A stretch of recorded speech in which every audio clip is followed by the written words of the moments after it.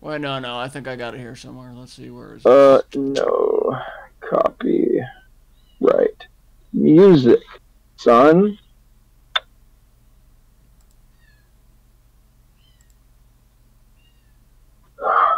Shit.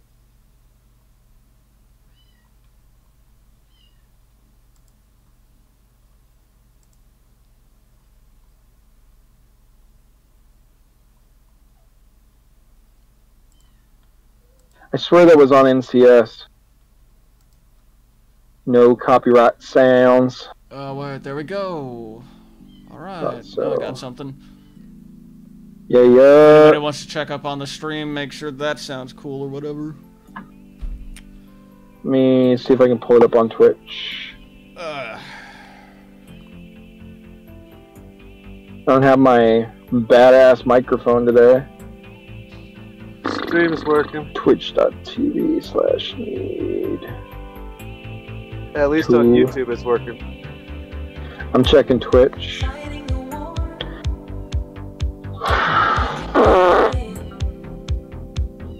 Let's see how bad I sound.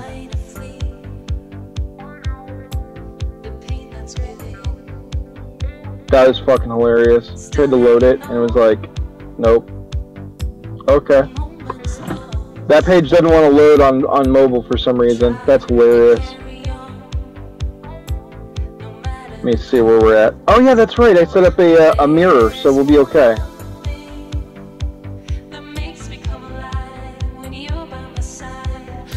Twitch chat mirror. Boom.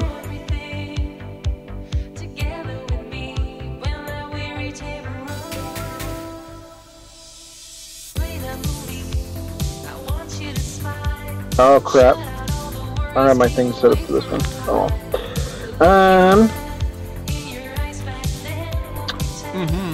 Alright, so we sent the announcement out on the server.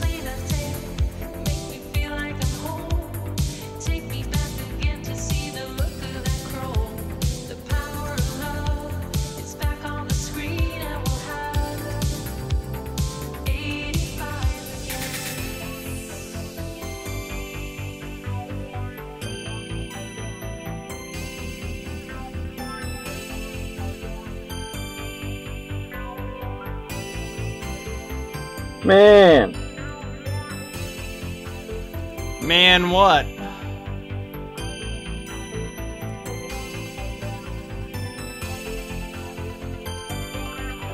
I just want... I don't know. We need like we need a bat signal for the podcast, man. We need a bat signal.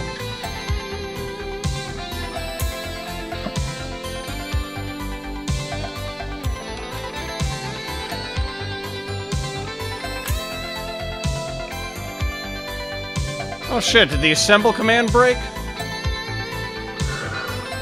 Oh yeah, I gotta get that fucking picture back in there. You should be able to add it though. If you do comma add image space the command that you want, so you put in assemble, and then it'll ask you for an image, and you drop the image, it'll make that command.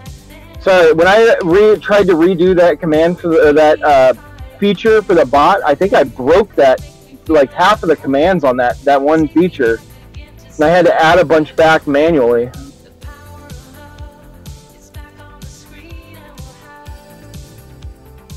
Oh fuck, where did I put that thing? Just look up oh, what's his name? Ron Burgundy blowing a conch shell.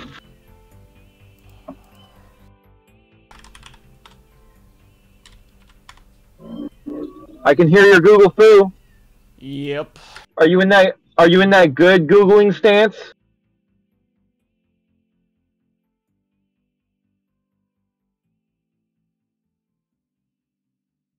It's called Google foo for a reason, son.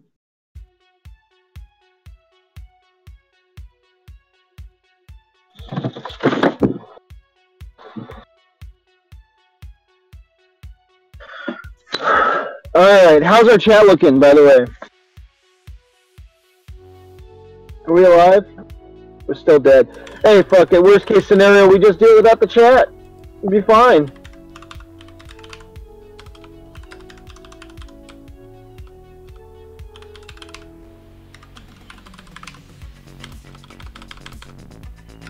Oh boy.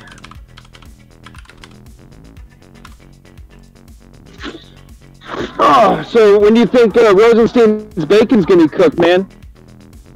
I have no idea. It's gotta be soon, man. Yeah, dude, Jim Jordan was all over that.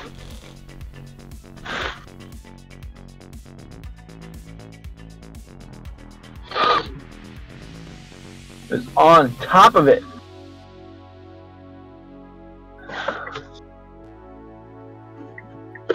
We gotta figure out how to play fantasy politics. Fuck yeah, dude. Fuck yeah. Like, we gotta figure it out, cause like, worst case scenario, I have to play fantasy politics by next, big election. I didn't know that. And I'm not saying midterms aren't big, but president is even bigger. Okay. Well. We're here. We're clear. Get over it. Well, let's fucking do this. Alright, who's else? Alright. I think it's you and me and political, and I think that's about it. Alrighty then. Oh, let's get ourselves to our transition. We're transitioning. Alright, and we're pausing that, and then let's get our actual introduction going. Hopefully nobody can hear my cat who is screaming in the background right now. Oh, dude, it's good. This is the Noisy Podcast. And everybody quiet.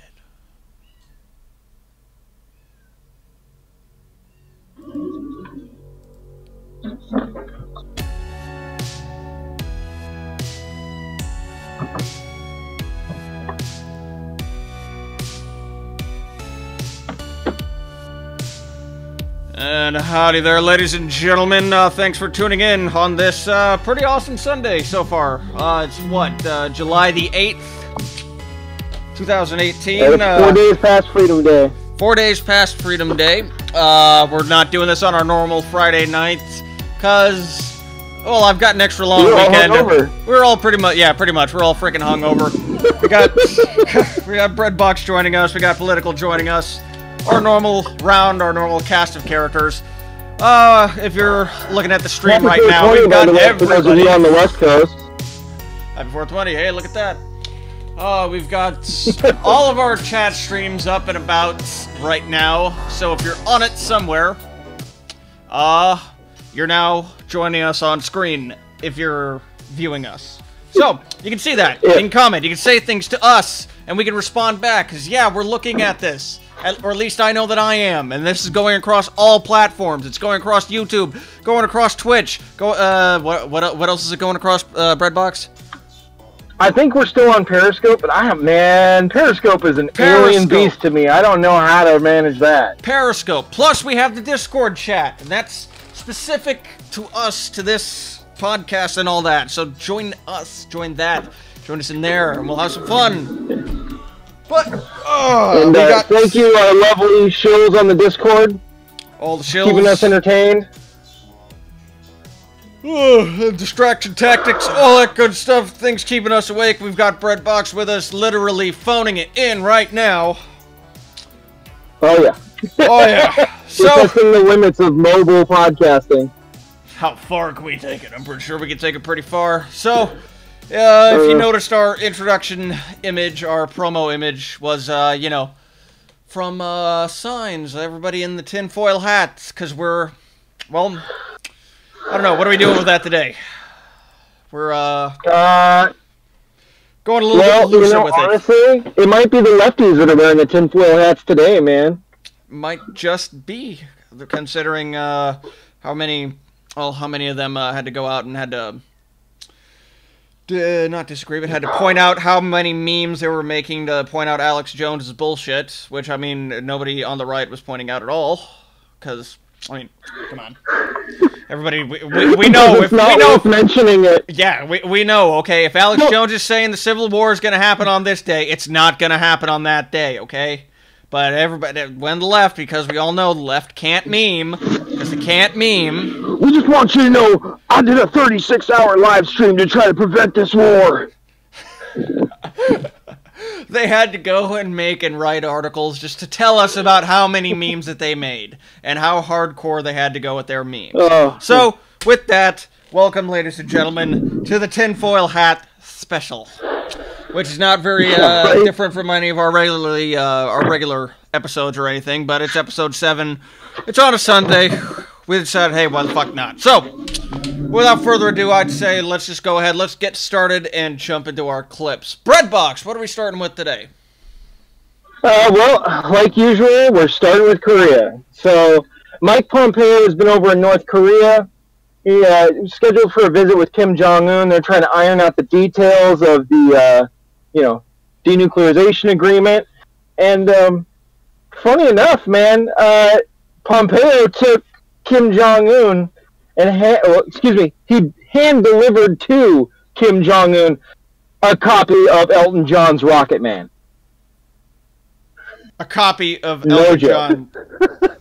All right, I gotta see this shit. Let's cue this up. Here now is retired 4-star General Jack Keane, a Fox News senior strategic analyst. General, thanks for coming on. What is your take on this situation right now, and what do you think that Mike Pompeo's stance is right now? Yeah, certainly. Great question. I think what the Singapore summit was largely about was one deliverable, and that is simply the good alliteration that North Korea would indeed denuclearize with a signature on a document. That was the deliverable. And now, amid the reports, of course, we're getting in the public domain that they're actually expanding their nuclear, their ground, and yeah. You might want to, Breadbox, sorry about that. You might want to stay a little bit away from the wind, bro. Oh, yeah, my bad. Also, good. Watch out for the Red Baron. He might be coming by. True. Programs, Secretary Pompeo knows the details of what North Korea is truly up to. So he's going in there with that knowledge that goes way beyond what we've been exposed to in open press. But what the deliverable is, what he wants from them is specifically this. He wants the identification and location of all of their nuclear sites. That's fuel storage, research, testing, etc. And the same for their ballistic missile sites. And also, something we don't talk about, but our government is very much aware of, is chemical and biological weapons that we know they're holding. He wants the location and identification of all of that. Step 2. Then he wants access to be able to verify what they just provided to him. And that would be with inspectors and international observers to be able to do that. Now, once they give us this information, we'll have a sense if they're telling the truth or not, Melissa, because we know some of that ourselves through our own intelligence agencies. Yeah. And then the final thing is what people are talking about. Play music. Is a timeline. Okay. What do you mean? It's not playing. You're saying kill the music, but the music isn't playing. We're in the middle. I must be having a bug on my end. We're in the middle of this nice man's speech. To disarm and to dismantle, and we will arm wrestle with them over that. It's assuming the other 2 steps are there, and it's accurate. Then he wants, at least on paper, a timeline. They'll probably want that over several years at a minimum, and we'll want to do that in a couple of years at a minimum. I mean, I would ask you, because you know all of these players, and we're looking at video right now of May 9th, and everybody's smiling back and forth, and Kim Jong-un is smiling, and Mike Pompeo is smiling. Do you think that's his posture now, or do you think that he's gone over there with a very serious stance, we're not fooling around anymore? Yeah, but he's dealing with the Asian culture, and building up trust here is very important. I like how he brings in the actual cultural aspect of all this. That the lack of real substantive dialogue between these 2 nations, the United States and North Korea, honestly, of ambassador and diplomatic relationship is profound. So, and in that culture, you don't have 1 or 2 meetings and then you're buds all of a sudden and you're going to go out and make a substantive change. Actually, the social aspect of it is something we don't talk about too much because we don't see it. is also pretty important. And sometimes decisions are made in social settings, to be quite frank about it. So the trust factor and patting on the back and smiling, and you saw that a lot with President Trump and Kim Jong-un. We can't be dismissive of that. Some people are. Yeah. Those are important points in this culture that we're dealing with. And we bring a different culture to the table ourselves, obviously. We're very much more pragmatic, and we have a tendency, we want to get something done yesterday, and we want to see action, and we have energy around all of that. So those two cultures will come together here, and I know that Secretary Pompeo is very clear-eyed about what he needs North Korea to step up to. And if he believes that they're not really stepping up, and they're just playing him, certainly he'll tell that to the president, and then they're going to go to Plan B. Yeah.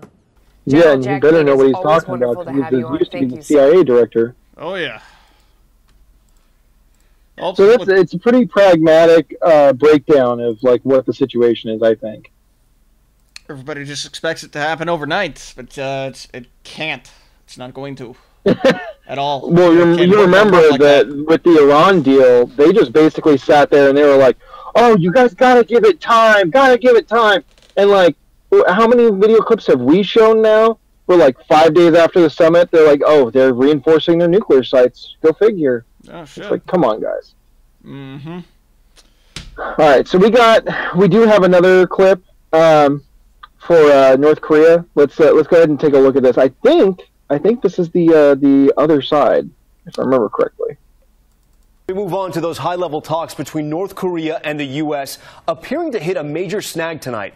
North Korea slamming talks with U.S. Secretary of State Mike Pompeo as deeply regretted and cancerous, really hope we're not accusing Washington of making gangster-like demands. Those are their words on its nuclear weapons program. But Pompeo characterizing the 2 days of talks, quote, as productive. ABC's Tara Palmieri reporting from the region tonight. There were signs of trouble for Secretary of State Mike Pompeo when the latest nuclear negotiations started off with the most innocent of questions. He was asked if he slept well. Thank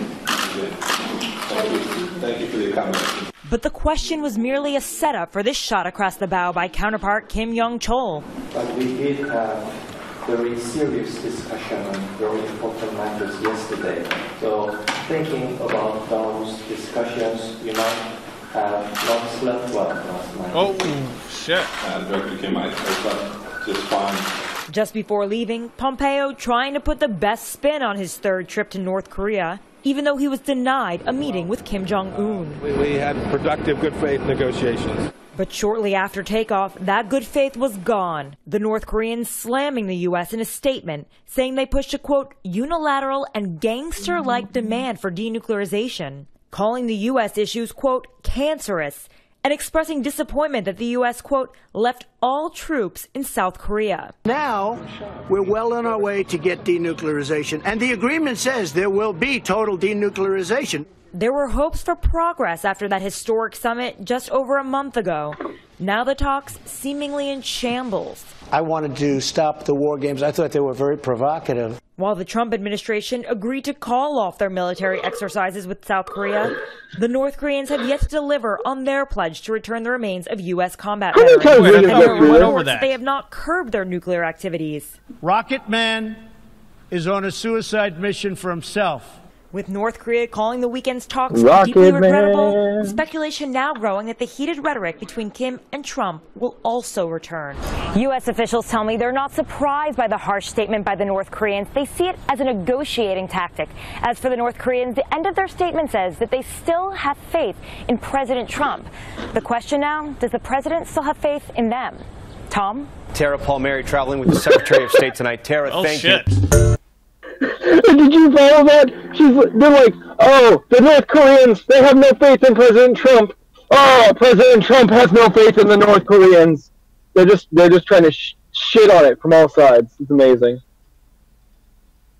They will learn. That's how I read it. Well, it's like, what was the gangster-like demand, and what was the demeanor? How did it come off?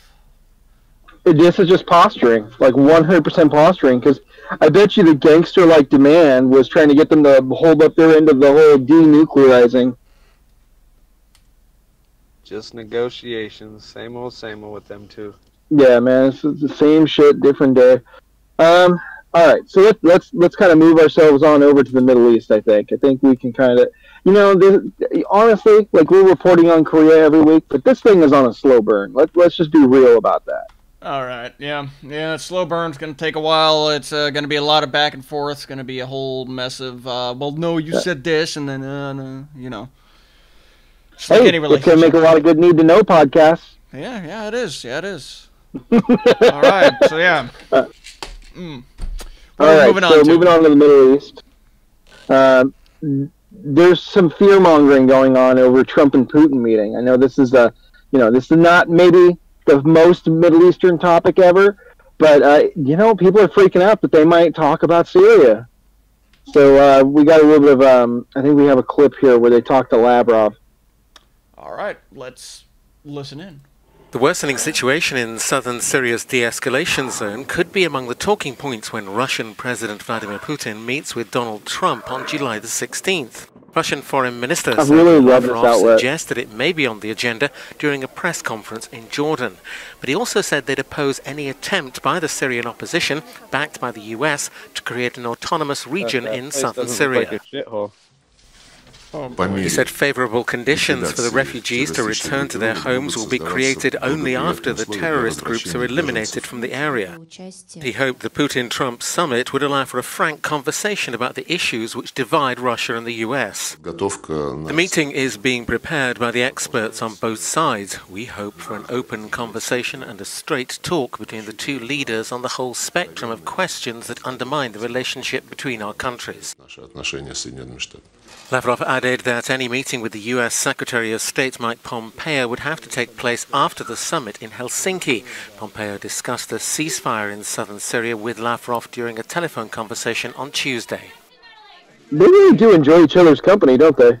Well, I mean, I imagine it would be a good thing that, the leader of the United States and the leader of Russia get along pretty well, You'd think that would be a good thing. I'm not saying it's a bad thing, but what I am saying is that it is kind of funny that two of the world's biggest fucking trolls are sitting there. Dude, yeah, that's exactly what I was just gonna say. Like, the trolls rule the world, man. Hey, our time was gonna come. Our time was gonna come. We knew it, okay? We've known this since the beginning, okay? The meek shall inherit the earth. Okay. When we're done with it.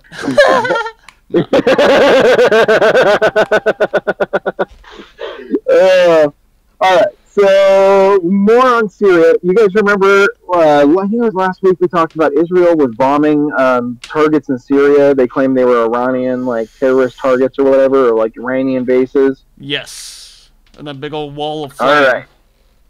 So now we have the aftermath of that. I mean, I could have picked a video of any bombing of the Golan Heights, which is what's going on right now in Israel. They got a lot of airstrikes and stuff that they're doing over there. But the more interesting story to me is the direct results of their actions, which now they're facing not only Palestinians on their border, but Syrian refugees that they created. Well, yeah, they're pretty good at figuring out how to create a bunch of fuckery, aren't they?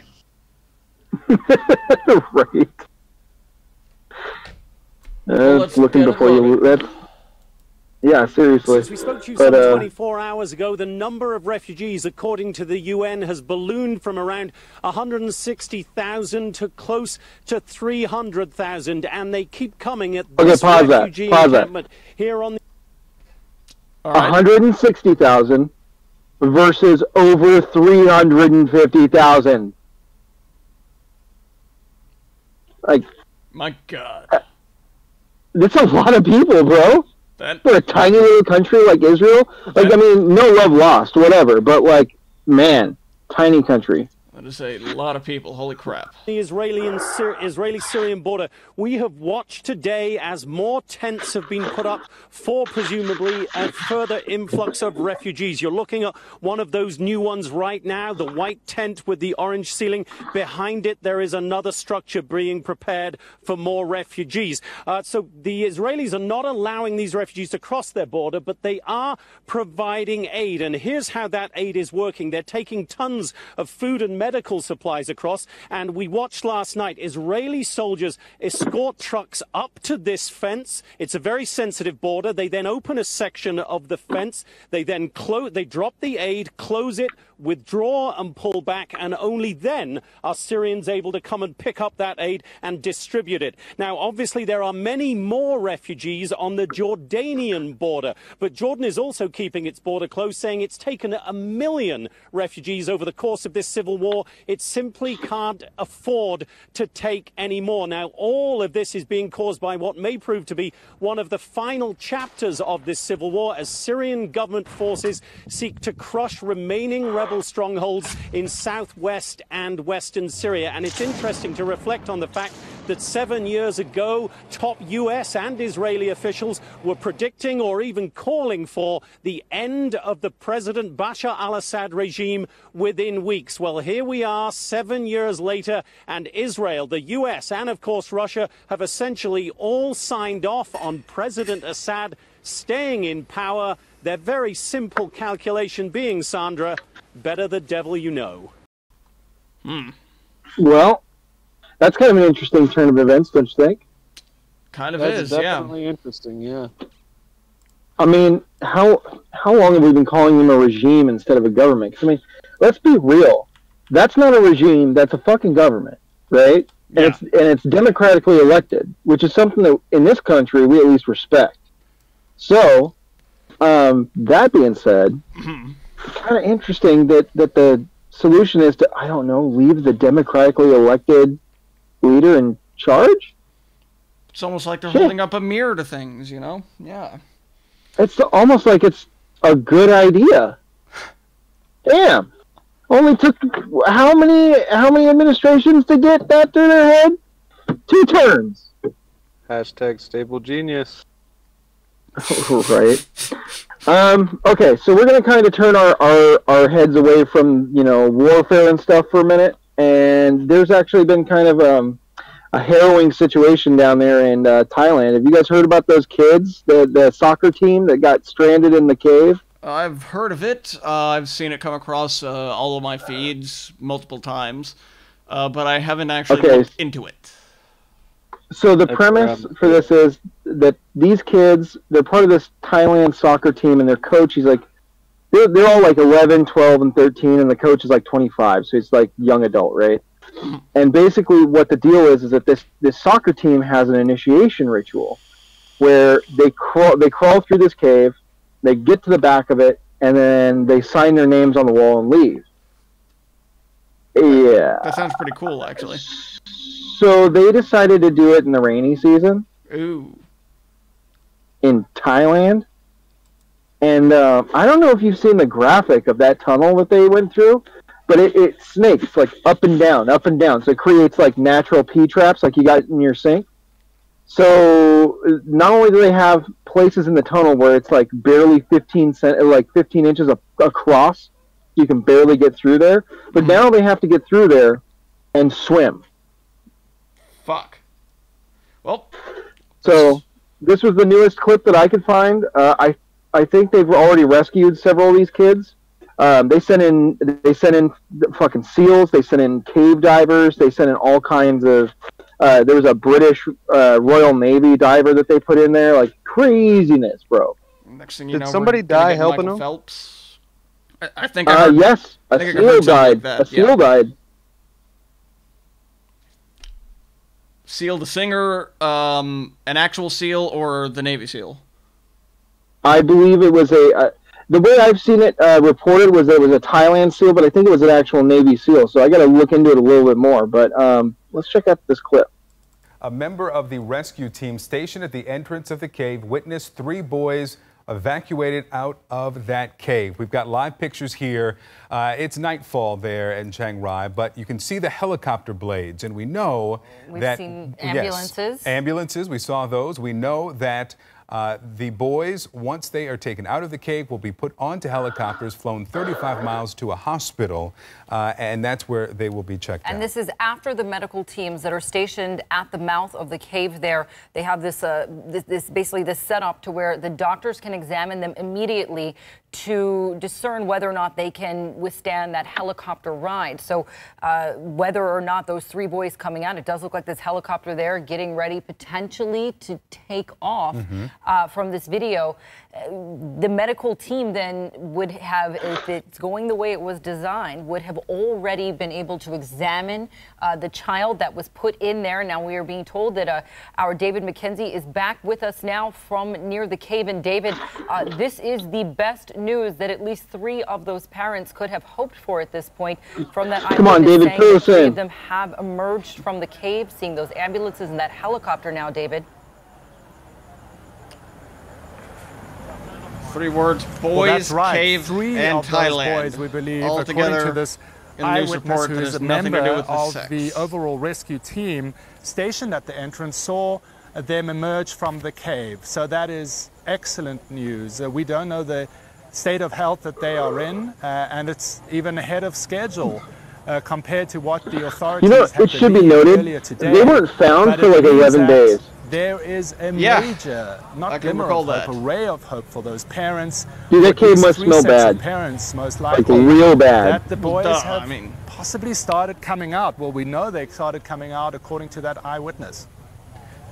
Yeah, David, when you consider that the governor said at the start of this mission that it could take about 3 days, and what we know about the forecast, when we realized that the rain would start soon, it actually had started earlier today, 3 days seemed like too long to get all of these boys out, if it indeed took that long. Well, it's already been an agonizing wait. If they can get them out quicker, I am sure they will do it. But I kind of just want to pause for a second and just think about this moment, because you've had these British divers go in with these Thai Navy specialists into some of the most hazardous water that you can imagine. And according to our eyewitness, they've successfully managed to get 3 of these boys out of that cave system. Of course, we have to wait to see the state of health that those boys are in. But at this stage, even contemplating the fact that they can successfully pull this extraordinary rescue operation off, at least at this stage, is pretty amazing. And the best of the best are here, and they could be giving that incredible news to their parents right now. The boys, as they exit that cave, will be sent either by road or by helicopter, we believe, to a nearby hospital in Chiang Rai, where they'll be getting medical attention. This is just a huge test of human ingenuity and human spirit. As you've been reporting, Victor and Diane, the boys had to decide for themselves who was going to go first, who would submerge into those dark waters and go through that dark chamber to an uncertain future. They've been there for more than 2 weeks, sustained on very basic food and water, kept their spirits up by their coach and rescuers that they had to even remove because the oxygen levels were so low. But now we're at that stage that 3 are out, the rest of them, they want to get all of them out, of course, and they'll be working tirelessly, I know, to do that. And David, as you were speaking there, we were seeing video of what appeared to be ambulances. They're arriving at that hospital. Again, at least taking this moment in on how flawlessly, at least at this point, it appears to have unfolded, finishing up at least with these first boys that are out. Again, we do not know the condition of these 3 boys that a rescue team member saw emerge. All right, go ahead and kill that. I got something for you. All right, what you got?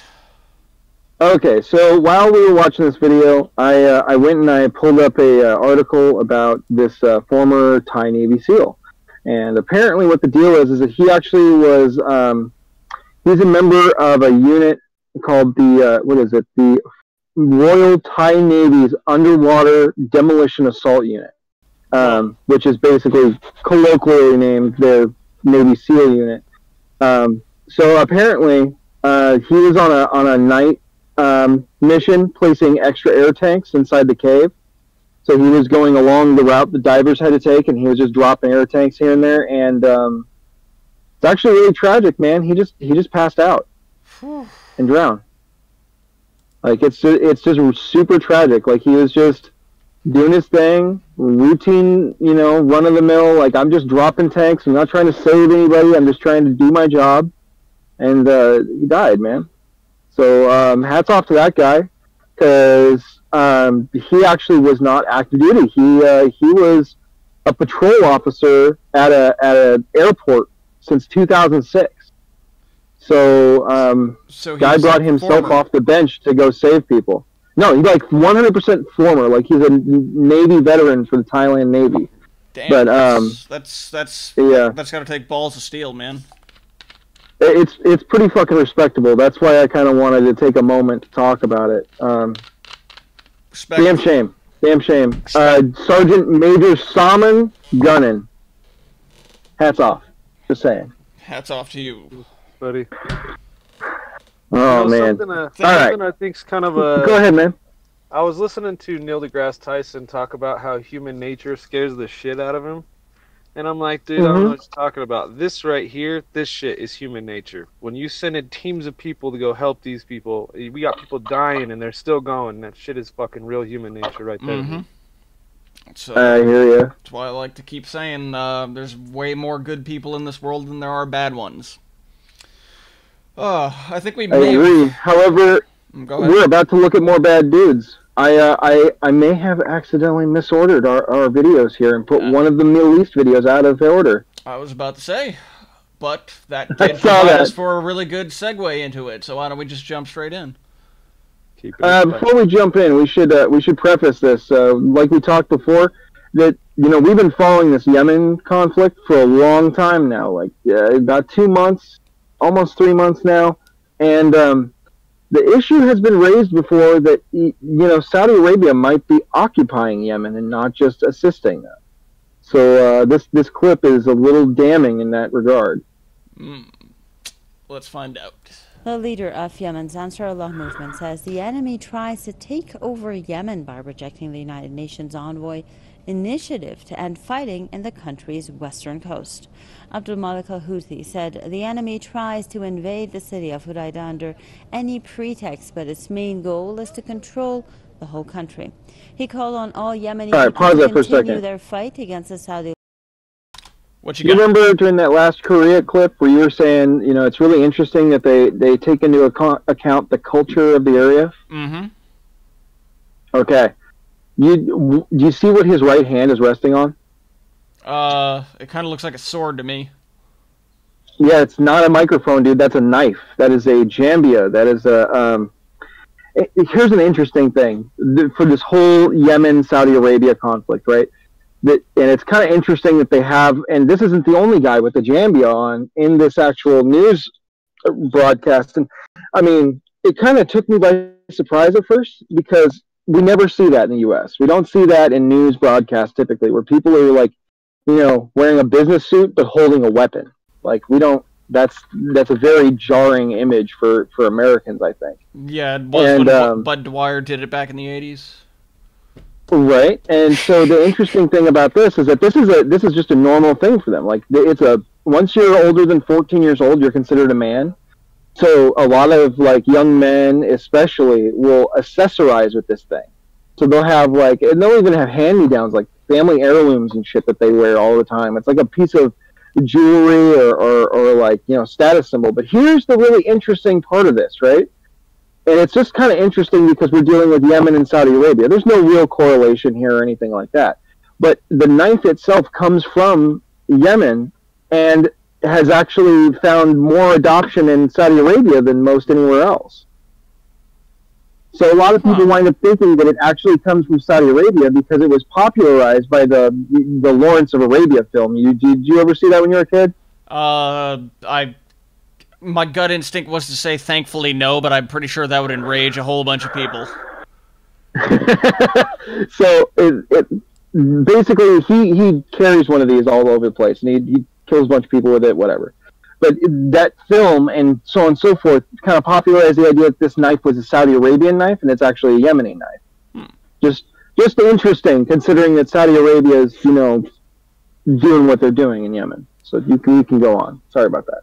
Oh no, it's totally cool. I completely learned something with that. Now that's making me question, like, well, okay, well, why are you holding this while you're having these talks? It's on a belt around his waist. Symbolism. It's literally, like, this is just their culture. Like, men in their part of the world, they wear these things. All right. I was taken aback. Certainly there is a class of people here in the United States that would love to have that happen. I know that there was that class that did when they allowed open carry of long swords and stuff here in Texas. But anyway, back to the clip. Oh my God. Coalition in the country's west. Al-Houthi also praised the role of Yemeni tribesmen in supporting the army in its fight in Hodeidah. He made the remarks after Yemen's former president rejected an offer by the UN envoy that would have placed Hodeidah under the world body's supervision.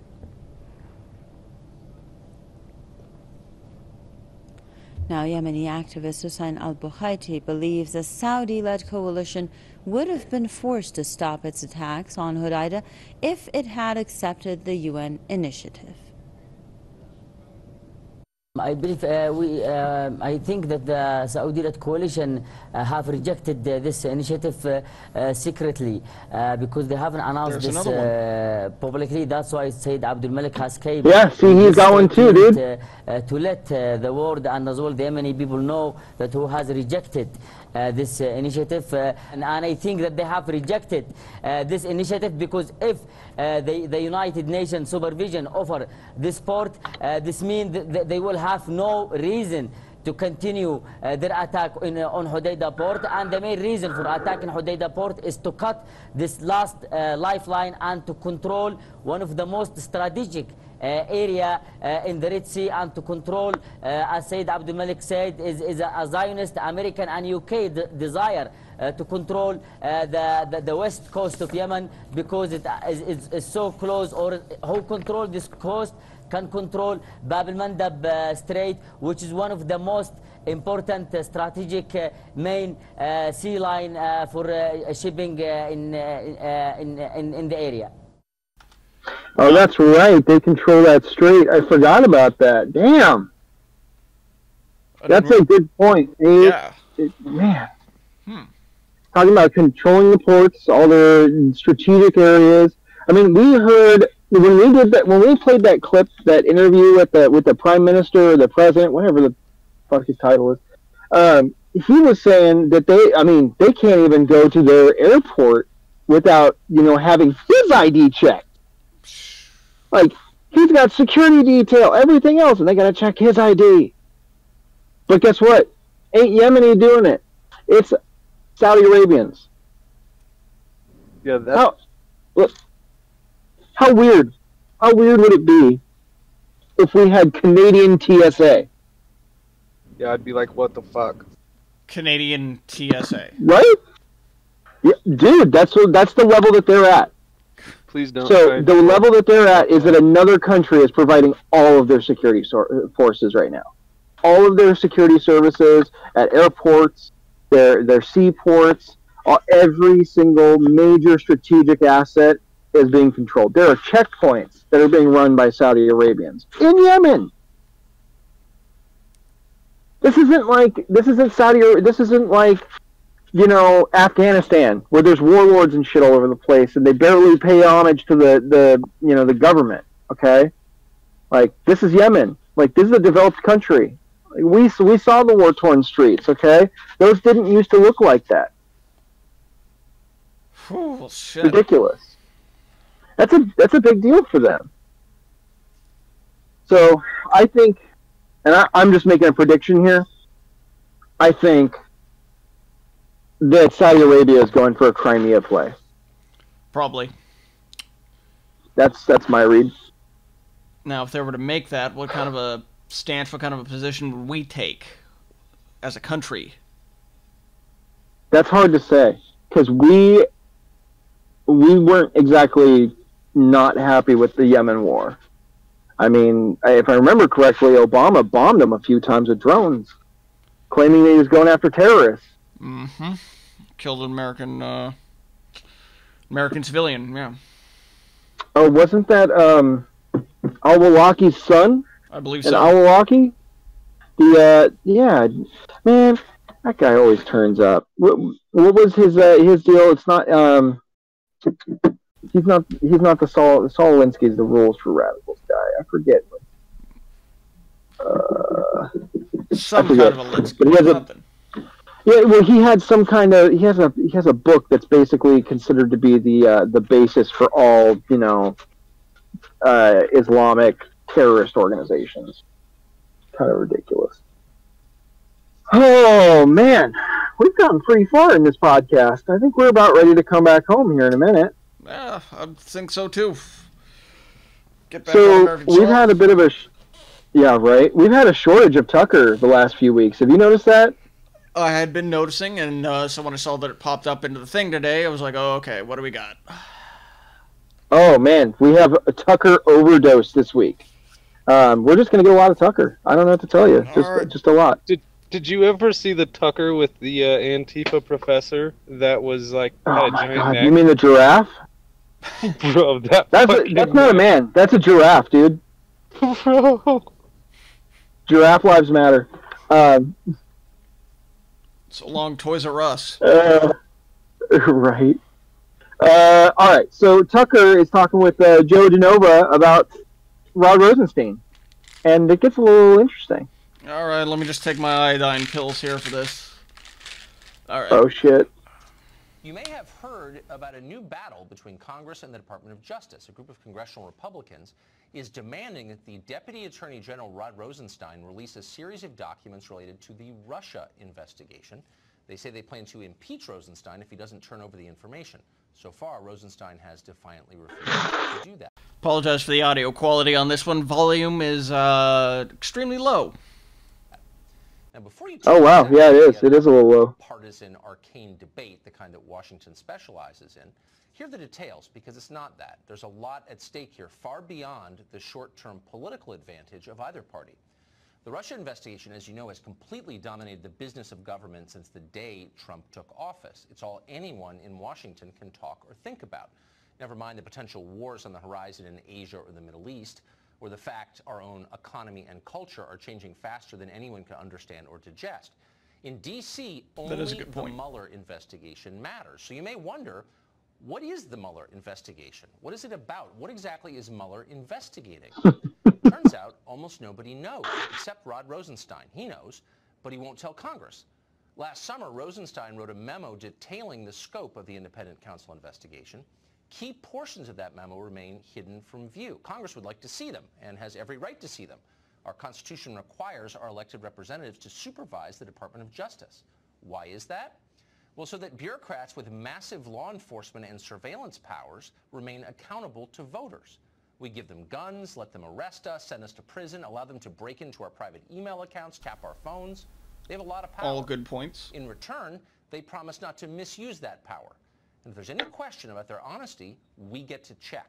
That's what transparency is. All right, pause that. Hate transparency. Pause that right there. What has been the biggest, most destructive scandal of the last, I would say, decade to American politics? FISA abuse, in my opinion. Yeah, I would say FISA abuse. Absolutely. Yep. I mean, that's a huge scandal that just got kind of swept under the rug, but yeah, biggest. It's all coming out, man. Secrecy is the shield that protects Thankfully. from our scrutiny. And not just in this case. Consider the House Intelligence Committee investigation into Russian collusion. It was just completed. It took a year to complete. The final report ran to 253 pages.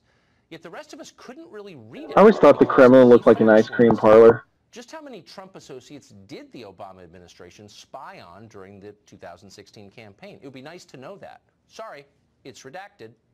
Is there any actual proof that the Russian government directed hacking of the DNC and John Podesta's Gmail account? Well, if there is, that's been redacted too. Or how about this? The report says that the FBI agents who interviewed Mike Flynn didn't believe he was lying. But wait, Mike Flynn pleaded guilty to lying to those agents, and his life was destroyed as the result. He just sold his house to raise money for his legal defense. So what's going on here? Well, we don't know. That information was redacted. Why were all these redactions made? We don't even know that. We asked, no one would tell us. And then there's the FISA application to spy on Trump campaign aide Carter Page. That hasn't been released either, even though we now have ample reason to believe the application may have been fundamentally illegitimate, based heavily on discredited partisan hearsay, the Steele dossier. Jim Comey denies this, of course. He's denied it repeatedly on his book tour. Just the other day, he noted, smiling faintly as he said it, that there's no way to check, really, because it's classified. The joke is on us, except it's not funny. Almost nobody trusts the government anymore, and that's one subject that both sides can agree on. There's only one way to fix that: sunlight. Stop hiding, stop lying, tell us what's really going on. Rod Rosenstein has no intention of doing any of that. In an interview today at the Newseum, Rosenstein compared demands for greater transparency from Congress to a mafia shakedown. Watch. There have been people who have been making threats privately and publicly against me for quite some time, and I think they should understand by now the Department of Justice is not going to be extorted. We're going to do what's required by the rule of law, and any kind of threats that anybody makes are not going to affect the way we do our job. Little victim. Extorted? How about accountable? Nobody elected Rod Rosenstein to anything. Any of these people, they work for us, supposedly on our behalf. When they won't explain what they're doing or why they're doing it, it is a sure sign, always and everywhere, that they have begun to work against us. That's what it means. Joe DeGeneva is a former U.S. attorney for the District of Columbia, and he joins us now. It's hard a nice to bolo believe that tie. just happened, that Rod Rosenstein, about whom I was informed until today, I almost didn't notice it. and attack the Congress, which has constitutional oversight over his department, as mafia members, in effect, for asking for what the Constitution demands they have, which is oversight. The Deputy Attorney General today disqualified himself from continued service in the Department of Justice. Jeff Sessions now has an absolute responsibility to call him into his office, berate him for saying that constitutional oversight is extortion. That statement by a constitutional officer like Rod Rosenstein is disgraceful. It's an embarrassment to the department, but it is of a pattern of what Mr. Rosenstein has done since he arrived. He is a careerist. He believes that the department can do no wrong. Just going to throw everything into the wind. Calls for more information. When you realize that he appointed a special counsel, Robert Mueller, someone that he's very close to and who was very close to James Comey, to investigate no crime and put this country through 15 going on 16 months of interruption of a new president, that tells you something about Rod Rosenstein. He is resisting all of this because he created the original sin, an investigation of no crime. I'm just confused, though. I mean, Rod Rosenstein has a gun. He has the power to arrest you or me. Lying to him is a felony. He has a lot of power. Where does he think that power comes from, if not from the Congress and the voters who elected those members of Congress? When you are as arrogant and as deep in the belief that you have been given a duty to do whatever you think is right for the country, and when you hate the President of the United States, as I am now convinced Mr. Rosenstein does, then you believe you can do anything. And when the Attorney General... Just because God made you all powerful or something? Like, do they not understand where the power comes from? Voters. That's the only place it comes from. He does not understand it, because as a careerist and someone who has never left government for a minute to speak of any note, government is all he knows. And for him, the most important thing is the next job. And I can assure you the one thing he doesn't want to happen is to be held in contempt or to be impeached, because he believes himself to be something very, very special, an unaccountable bureaucrat. So the DOJ, and there are some great people who work there, and yes, I know some of them, yes. And I spoke to one of them today, and said, why not, why doesn't the Congress, why doesn't the public have a right to know what this is about? And this person said, well, it's an ongoing investigation. And I guess my argument would be the public's need to know what this is about supersedes that. But tell me your view. The answer is, It's not an ongoing investigation. There is no crime. They've already conceded that the president is not a target. They're asking those 49 questions that they want to ask the president, and maybe even with a grand jury subpoena, because they want to impeach the president. This has nothing to do with a criminal investigation. Donald Trump has... Yep. He's conspired. Ding, ding, ding. Get that man a fucking chicken dinner. Go ahead. Please issue the subpoena, because it will be an unconstitutional subpoena, an illegal subpoena, because there is no authority under federal law to issue a subpoena to a president of the United States to get testimony from him so it can be used in an impeachment proceeding. That use of the grand jury is illegal, absolutely illegal. This may be a debate that continues. I have the feeling, Joe DeGenova, thank you for that perspective. DeGenova. Shit, I can't even say that name. Try to tell you. God damn, I suck at that. I am the name butcher. You want your name screwed up? Bring it to me, baby. Bro, some of the names I call at my work, bro, holy shit. Well, that's why I just call everybody dude and man and stuff like that. Just forget the names. But anyway, so basically now we're at this point where we're asking ourselves, okay, wait, why did we get into this again? Why are we doing this again? You know, it's gone past that point, to be quite frank. Like, it's gone past the, oh, why are we doing this again? It's more now to the point of, why are we letting Rod Rosenstein continue to do this again? So a large segment of the population, well, a segment of the population, a very vocal segment of the population, just does not want Trump to be president. And that's basically it. That's it. That's it. Well, you know, we can always entertain ourselves by watching Don Lemon get outraged. Sounds like a good idea. Let's do that. Day 533 here of the Trump administration, and the pressure is on. The president is facing a complicated week ahead with high stakes at home and abroad. It's all still taking place beneath the cloud of the Russia investigation. There is brand new reporting tonight from the New York Times about the negotiations for a face-to-face interview between Trump and special counsel Robert Mueller. The Times reports, quote, President Trump's lawyer set new conditions on Friday on an interview with the special counsel and said that the chances that the president would be voluntarily questioned were growing increasingly unlikely.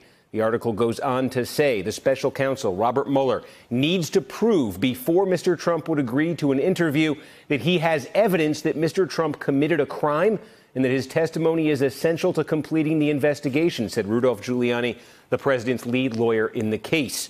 Giuliani has gone back and forth over recent months when it comes to whether this interview will take place. Tonight, it appears the president and his legal team are taking an even more aggressive stance regarding the Russia investigation. Meantime, President Trump now just 3 days away from announcing a decision that could well define his legacy. He is about to reveal his pick to fill that vacancy on the Supreme Court. I feel like I mislabeled that clip. I feel like I mislabeled that. I think you might have. I feel like I mislabeled that a little bit. But it's still relevant. We're reaching an interesting time. They're kind of talking about the Supreme Court nominees. They're kind of talking about the whole Trump-Russia investigation, which, by the way, we just heard there is no crime to prove. So good luck getting the president in there willingly. That being said, you guys know what the problem is with getting the president to talk to Mueller, right? No, refresh me. I love our president, but he talks in generalities. If he talks to that man, he may wind up with a process charge. Well, the problem is if he lies to Mueller, he can be charged with a process charge. Anything, yeah. Any tiny little thing, smallest thing, even if he makes a quip, a joke, something like that, boom. Process charge right there. Then Democrats have ammunition to be shouting for impeach, impeach, impeach. He lied, or impeach, impeach, impeach. Now he forgot to fill out the form correctly.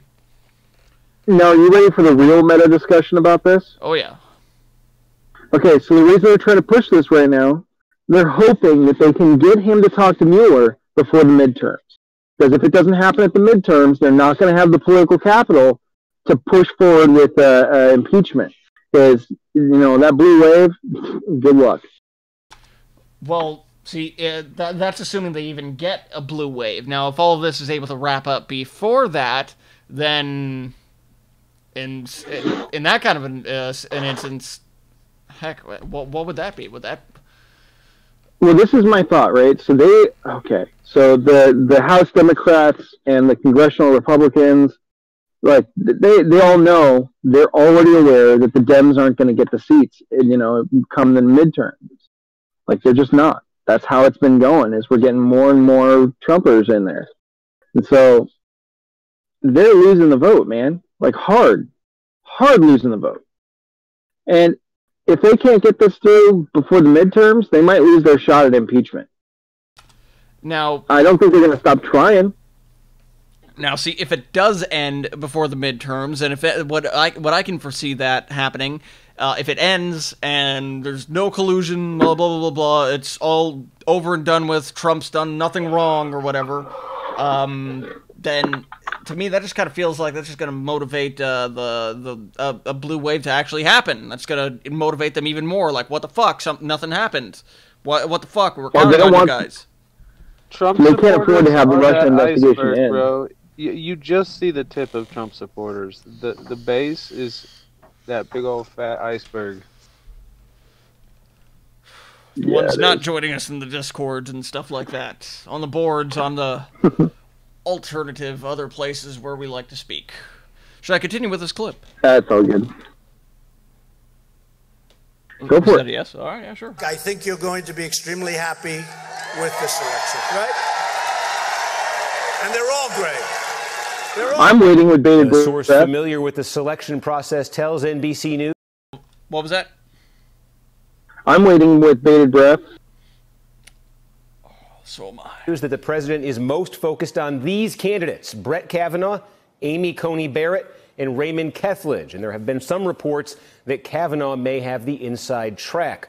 President Trump will be flying to Europe on Wednesday for the annual summit with leaders of the United States and its NATO allies.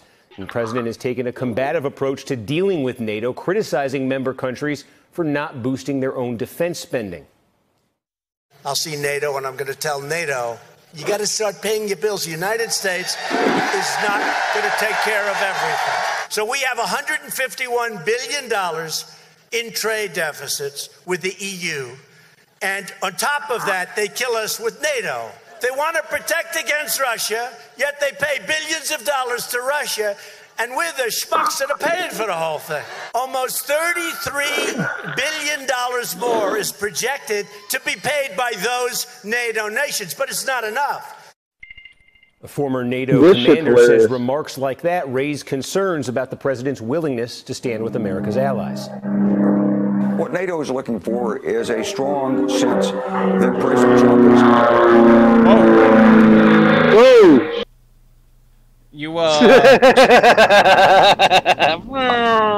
told you, man, I got buzzed by the Red Baron. He's coming in for attack. I thought you were just fucking around when you said that. Damn. What I wasn't screwing around. I was trying back in time. This is World War I, man. We got biplanes coming in. Oof. Oh, dude, it's bad. Recreating North by Northwest, why don't you? Friggin' Captain America's gonna jump out of the plane soon.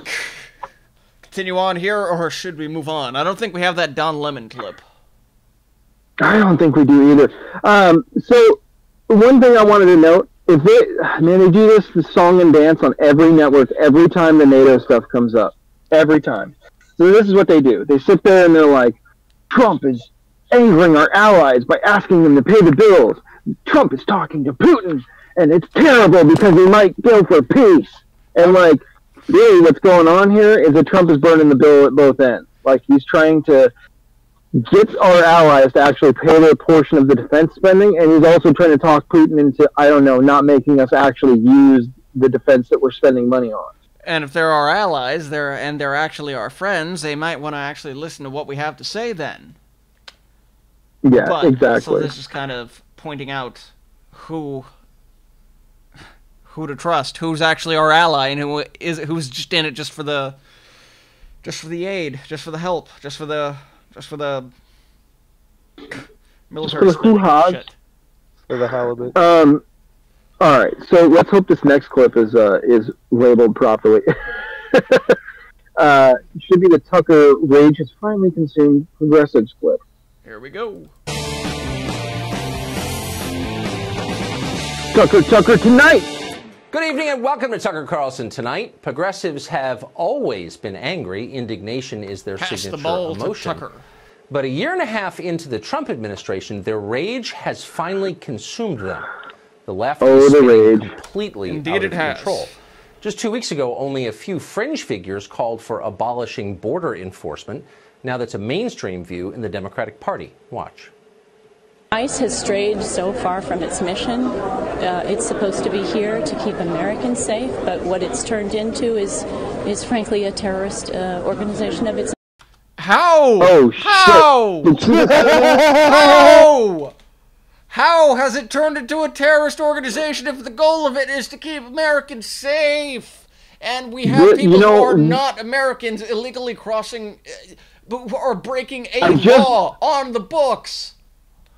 I really want a clip of fucking just some really prominent Dem like Nancy Pelosi or what's her name, Senator Warren, just standing up there and going, "We do not negotiate with terrorists, and ICE is terrorists." The insanity, it's getting up there. It's getting, oh my gosh, too much. It's so much so to where it's like sometimes you just don't want to watch anymore. You know, you're tired of watching the show. You just want to go outside and just, I don't know, play with your dog or something, just to get away from all this stupid shit. Ugh. Well, I mean, we've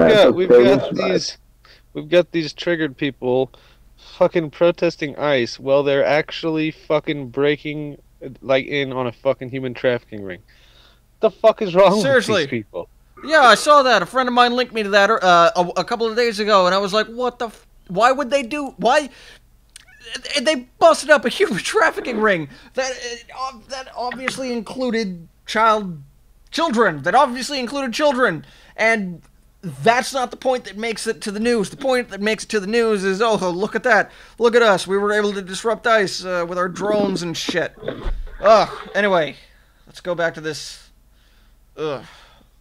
We need to rebuild our immigration system from top to bottom, starting by replacing ICE with something that reflects our morality. Look at ICE. Morality. Yeah, we need a fucking wall is right, lady. Thanks. Our morality is allowing Mexico, allowing all these South American countries, that all these immigrants, that all these refugees, in actuality, as they are coming to us for. It's sending them back so that way they could fix their country, so that way their countries could be great too. And it's just... Speaking of which, did you hear what the Mexican president came out and said the other day? Was it no way that I'm gonna pay for that fucking wall, or what was it? No, it was that he believes that his citizens have the unalienable right to enter the U.S. Yet they're fucking kicking out how many people a year? It's like 86,000. They're fucking kicking out of their shit. It's amazing. Specifically for amazing. Specifically for their own political purposes. All right, let's resume on this one. If I at this clip, gosh. What a reconnection successful. There we go. Sorry, ladies and gentlemen, don't know what happened there, but we're live. It's cutting again. Well, no, we're back. We're good. We're live. Oof. YouTube's still being shitty. Yep, it's jumping all over there ourselves. It goes. There it goes. No, there goes my connections. Disconnecting everything. And alright, hopefully we don't have any more drops. We had a good percentage of drop frames there for a little bit, but we're back. Let's resume our video. Consider the reaction to the retirement of Justice Anthony Kennedy. Left-wing law professors at prominent schools are calling for Democrats to expand the number of seats on the Supreme Court and pack it with liberals for a permanent majority. Harvard Law lecturer Ian Samuel wrote that a Supreme Court with 10 liberals and only 5 conservatives would actually be, quote, incredibly generous to the Republicans. Fordham law professor Jed Sugarman agreed with that. Yeah, as long as we have an overwhelming majority and we don't have to listen to anything they have to say. Yeah, they would have power good. forever, and that's their goal, their only goal. Of course, Republicans could pack the Supreme Court right now, tonight. They have the power. But everyone knows they won't do that. Only the left is embracing extremism right now. Progressive mobs threaten public figures. Progressive leaders cheer them on.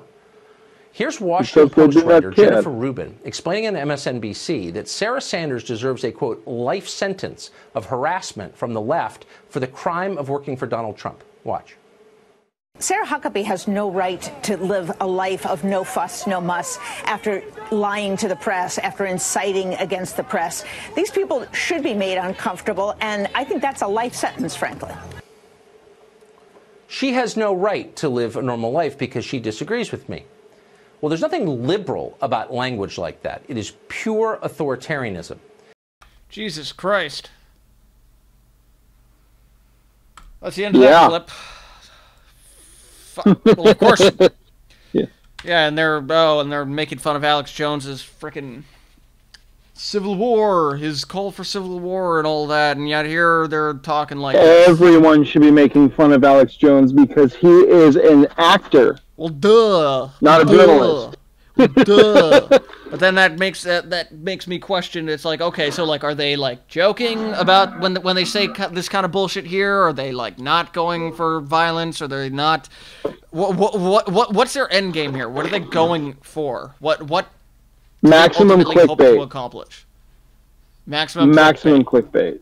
The entirety of the Democratic Party and anybody and everybody who is attached to that is just purely going for clickbait right now. They've all gone. Well, they've actually, all partnered with an advertisers point. then. Concern, fagging, aside from right there, because that's okay. So if he says Civil War now, and okay, let's deconstruct this a little bit. This is amazing. I love doing this. Alex Jones, news entertainer. Duh. Yeah. Yes. Okay, we've got a solid viewer base, and it's kind of been whittled away because he's made some controversial statements lately. He's come out against Trump, and he's back for Trump, and talked about some really crazy conspiracy theories lately, and then he's also been all over, like, you know, movements on the internet and trying to capitalize on those, and then shitting on his own community. Like, Alex Jones, he's been making some stupid moves lately. Yeah. And this one... Absolutely. If I had to even guess, okay, 4th of July, patriotic feelings are running high.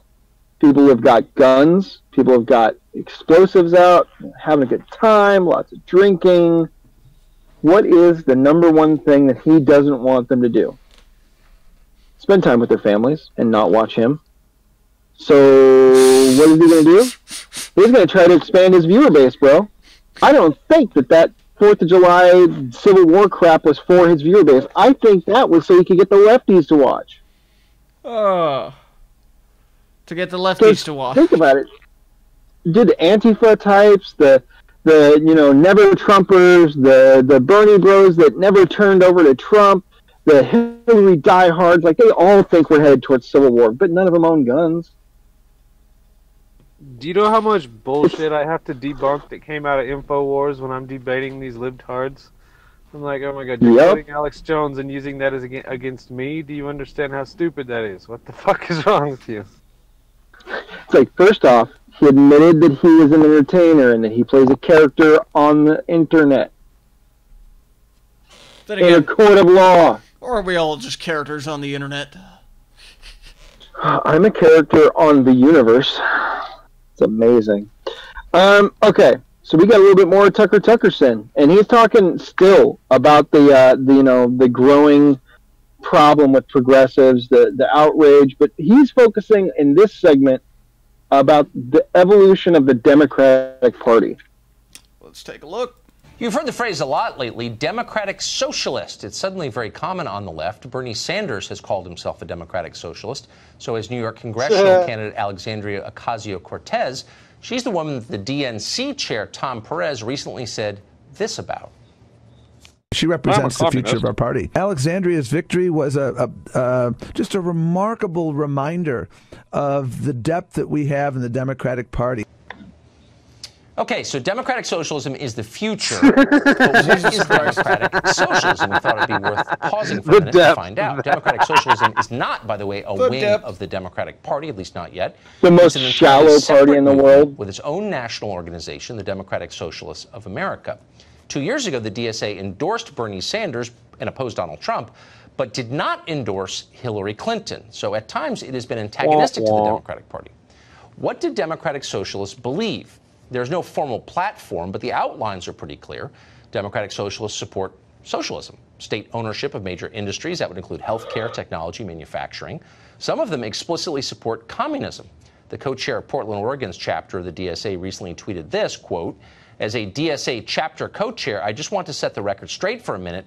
Communism is good." No, it's not. Communism is not good. It's not good.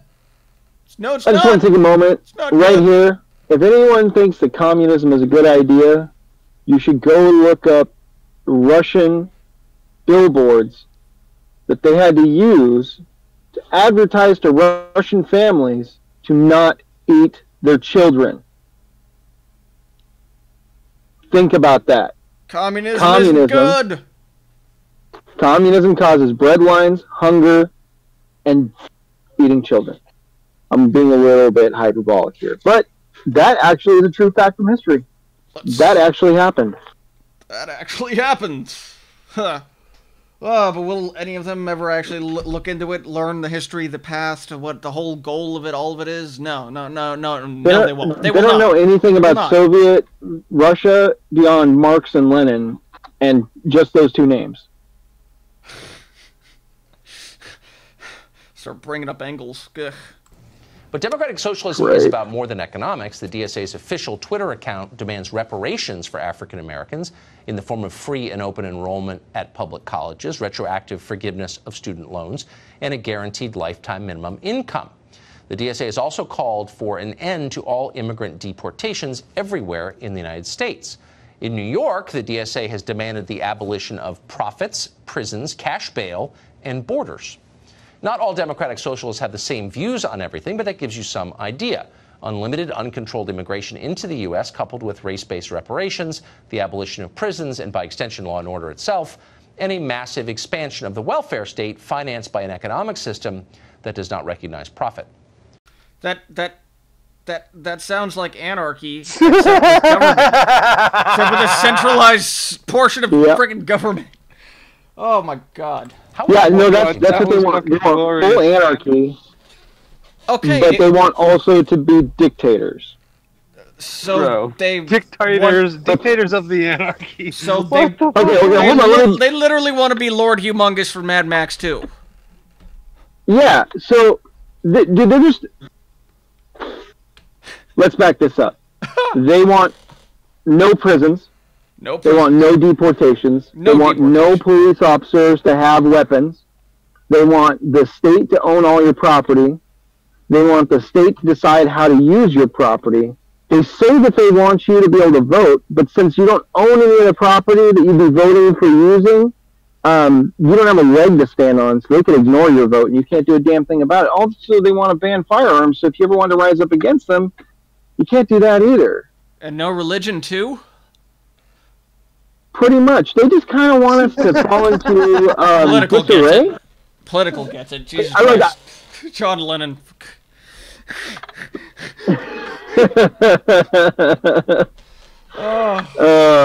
Yeah, dude. They just want us to be tribal again. They think that the Native Americans were just happy people that communed with nature. They didn't kill and rape each other and pillage each other's villages and have warfare before they arrived. That's an invention of the white man. It's weird. I go by General Tweed. My avatar is Lord Humongous from Mad Max 2. I really frickin' enjoy the post-apocalyptic crap and all that stuff. Yet here I am saying, no, we need civilization, we need order, we need organization, that kind of crap. Bro, you should. Well, that's what Lord Humongous was. He was the civilization. If you went to like the Middle East and you like all that shit, bro, you'd be like in the money. Oh, no, man. Then I'd have to go learn a new language. I don't have time for that. I got bills to pay. Fuck that, dude. I mean, the biggest bombs and shit. You're cool. Learn a new language, carry extra magazines. It's all the same thing, right? Oh yeah, absolutely. Let's go back to hearing what Mr. Tucker has to say about socialist Dems. Has it ever worked in any country in the world? Those suddenly seem like the point that we were just making. Relevant questions. At this pace, a Democratic socialist could get the Democratic nomination at some point and be elected president. So we thought it was a perfect moment to speak to possibly the most famous of all advocates for democratic socialism, Cornel West. He's a professor at Harvard. He's an honorary co-chair of the Democratic Socialists of America, and he joins us tonight. Cornel, this is going to be good. No, thank you, and it's good to be in dialogue with you once again, though, brother. Yes, it is. So to give us some sense of what democratic socialism is, can you point to an example, an extant example of it that works? Venezuela seems like an example of democratic socialism. Would you say that it is? And if so, does it work? No, I don't think that democratic socialism as an ideal has been able to be embodied in a larger social context. There's different forms of it. Some are bad, some are medium, some are better. But the fundamental commitment is to the dignity of ordinary people and to make sure they can live lives of decency. So it's not an ism, no, brother. It's about decency. It's about fairness. It's about the accountability of the powerful vis-a-vis those who have less power. The workplace, women dealing with the household, gays, lesbians, trans, black people, indigenous peoples, immigrants. How do we ensure that they are treated decently and that the powerful don't in any way manipulate, subjugate, and exploit them? Well, I mean, if that's what democratic socialism is, then I'm basically on board. I do think that ordinary people, middle-class people, ought to have dignity, and I think that our current systems make it hard for them to have dignity. So I agree with all of that. But the details matter. And that's precisely why, that's why Albert Einstein, Helen Keller, Norman Thomas, Eugene Debs, Martin Luther King Jr., Ella Baker. We can go on and on. They're all democratic socialists. Michael Harrington, one of the great founders of Democratic Socialism of America. I've been a member for 36 years. I understand, but has it struck you as interesting that it's never actually worked anywhere? So the question is not what are our goals. Our goals are the same. How do we get there is the question. So what happened in Venezuela? They call that democratic socialism, but they don't have toilet paper, and it's less equal than ever. But part of the problem is, though, brothers, that any time there's been the attempts of ordinary people to engage in self-determination, they can get crushed by external nations. Look at U.S. policies toward Venezuela has been very, very ugly. Nicaragua in the same way. Pause for a second. We saw that in so many... It's America's fault. He said that ordinary people, that ordinary people can't stand up and initiate democratic socialism, but it's supposed to be for ordinary people. Details matter. Details matter. They're just baiting, pulling at the heartstrings and all that crap, and just. That's all we're doing. This is a feels versus reals argument, and I'm going to tell you this right now. We've already been through this in the Renaissance, and reals wins every fucking time, guys. Hopefully you're right this time. Hopefully we're right this time. Other instances where countries try to engage in You're right. Trolls do rule the world right now. Determination, and they either get crushed, they either get coerced, and they end up oftentimes responding to that kind of authoritarian treatment. So we've never had a chance to really pull it off. So it's only been a movement so far. It's an attempt to resist the greed at the top, the racism, the sexism, the homophobia, the various ways in which humanity is violated rather than affirmed. So here's just to the details quickly. The DSA of New York, which is certainly one of the biggest in the country, recently said... And thank God for Sister Alexandria. She's my dear sister and comrade. Absolutely. So they said that they're against borders, profits, and prisons. What would a country without prisons look like? What would you do with murderers, for example, or rapists? What a country without profits look like? Well, I mean, when they say prisons, they're talking about the kinds of prisons we have at the present. If you have sites of rehabilitation, education, ways in which transformation can take place, you and I ourselves, you're Episcopalian, I'm Baptist. We're Christians, right? We believe all human beings made not just an image of God, but they can be changed, they can be transformed when the right kind of intervention takes place. That's what people mean in the socialist movement when they talk about the elimination of the kind of prisons that are in place. So what they really mean is better prisons. And Maybe they rapists should and be others. more. Okay, so what about borders, though? You can have isolation, you can have distance, but you don't give up on them. And most importantly, you don't view them in the vicious through the lens of being less than human, that they can bounce back, they can be better. So if a government's obligation is to its own citizens, and you drop the borders and have no border enforcement at all, what would happen to this country? What would happen to the poor people in this country? Would their lives get better? Would they become more prosperous? No. This country would become poorer, dirtier, impossible to manage. It would be flooded with the poor of the world, and it would destroy our country instantly. So why would you say no borders? Well, I mean, again, no, you got a variety of voices in the Democratic Socialists of America. We like a jazz orchestra. You got different perspectives and orientations. We all don't agree on one. They don't have a unifying platform. In terms of Israeli occupation of Palestinians. Some are in the middle. Some are much more critical, like myself. The question is, how do you keep track of the rich humanity of Mexican brothers and sisters, of those coming from Latin America, those coming from Africa, those coming from Haiti, and those coming from Europe and Asia? That's the important thing. We know the history of America, other than indigenous peoples and Africans who've been enslaved, was to open the borders, to bring folk in, to allow people to gain access. But it's not a matter of no. What is he even saying? Going you all could let north the by Titanic through that motherfucker's gap, bro. Borders at all. It's a matter of how do you ensure that their dignity is affirmed when they arrive, so that you don't end up having the kind of neo-fascist policies of the Trump administration separating these precious children from their mothers and fathers. That's silly, as you well know. But how do you think that the descendants of Americans... But hold on. How do you think the descendants of American slaves benefit when you bring in 25 million illegal immigrants from the third world? Does that elevate poor Americans? I don't see any evidence that they get richer or happier when you bring in more poor people. You ignore their problems. That's why we don't pay any attention to their problems anymore. My dear brother, but if we were having this discussion 100 years ago and you had millions of people coming from Jew-hating Europe, Irish-hating Britain, and Ireland, I mean, all the folk who came into the making of slices of this nation, did it not allow for the kind of coming together in which poor and working people would be able to straighten their backs up and speak with dignity and decency about issues that affect all of us? That's the history of the nation, with the exception of the African slaves and the precious indigenous people. So the idea that somehow now that the immigrants are here, and a lot of the immigrants who've only been here 1 or 2 generations now become the definitive authority defining what it is to be an American. How hypocritical can you get? I've been here 9 generations coming out of enslaved people, and I can still embrace my Mexican brothers and sisters. I can embrace a whole host of others coming from around the world. But it's not just a matter of no borders. I don't believe in just no borders myself. It's a question of making sure their dignity is affirmed when they get here. Then you got to get a hold of the DSA of New York's Twitter account, because they're saying some pretty reckless we got a number of voices in DSA. I love them. We believe in disagreement.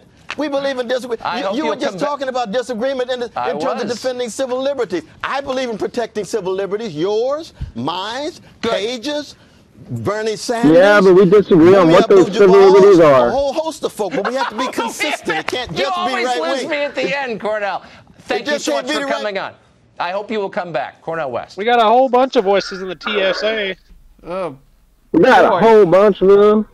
That just came off. That just came off as a freaking as a moral structure. That's all that was. Just a structure for these people. Well, not only that, but it's really interesting because the fact that like they'll virtue signal like that, but then as soon as you confront them and you're like, hey, you guys have this platform and this platform's fucked, and this is why. And immediately they start backpedaling. They're like, oh, well, we really don't have that platform. We really have this other platform. And then they turn around and tweet about it again. What we really meant was... Ugh. We won't come and kill you when we have our revolution. We're going to try and make it good for everyone, so we're going to get a whole bunch of points of view, and we're never going to settle on anything, and it's just going to be constant fuckery forever, and we're going to suck up every goddamn dollar there is. It's all going to take place in a circle jerk. Spend it all on condoms for prostitutes. Biscuit. Oh, what's happening? Oh, man. What is going on with this world? Lots of weird things. So okay, so, all right, so we are pretty much done with Tucker, I think. Pretty sure. You want to watch this clip about the head of ICE scolding the Democratic House? I think it's Feinstein. No, it's not Feinstein. I forget her name. But she's getting an earful from him after she sits there berating him with her time. Well, let's check it and let's see if I can be impressed. Now, we love to talk about this issue about the MS-13 gangs. It's hard. We love to paint immigrants as criminals. That is not the complete facts. And that is very offensive for me to see continuing to happen. Is continuing to message this anti-immigrant agenda. There are lots of good immigrants. And then I hear this rhetoric, more DACA-like people. Guess what? DACA-like people are the people we need in this country. They've served this country. They've gone to college. They produce, and they contribute to the economy. So not MS-13. So to put them into the same category is completely offensive. Yeah, see, ladies. Now, I happen to know about some of these people who come over and seek asylum. We're not putting them in the same same categories. Why? Because I represented a categories. family, an unaccompanied minor, when I was an attorney on a... Man, you gotta keep that plane at bay, man. Seriously, get your good defenses up, dude. Tower defense. Dude, I just need like a good AA gun. I'm pretty sure you can get a hold of Michael Bay for that. Pro bono level, and I had to go find his mom, who was also in detention. Now, it is extremely hard to get asylum. It is very hard to get asylum. The standard is very hard, and it's very high. Now, the question then, why do they have to seek asylum? I had unlimited resources at a big law firm. I could hire experts. And even then, I couldn't get asylum. Was it a fraud? No. Did she and they get protections? Yes, under a different category. It took years. But there are people who come to this country because they're fleeing the violence. In my particular case, they already killed one of her sons.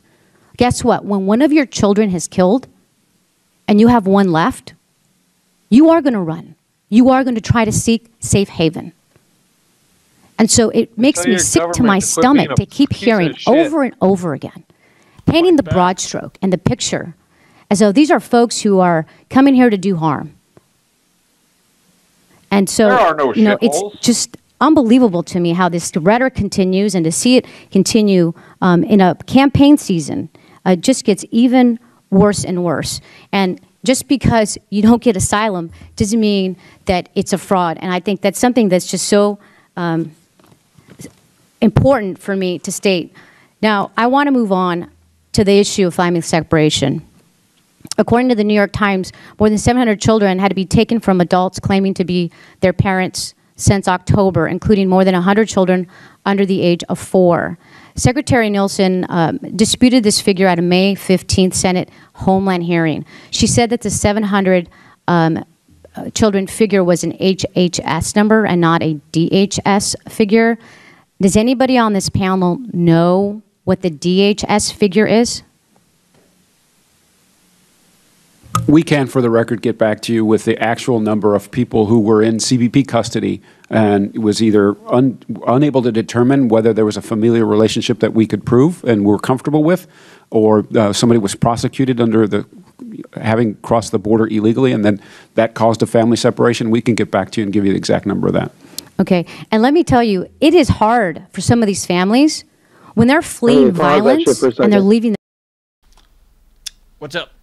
So, well, along with this story, she's talking about family separation. He just made the comment. He's like, well, we separate them from their families until we're certain and comfortable with, that they're actually related and stuff like that. They're doing DNA testing on the border. for everyone that comes through to try to prove that these people are actually family members, because rapists are showing up with their rape victims. Rapists are showing up with their rape victims. Yeah, bro. And we got Elizabeth Warren trying to say that it's bullshit they're getting DNA tested. Yeah. That.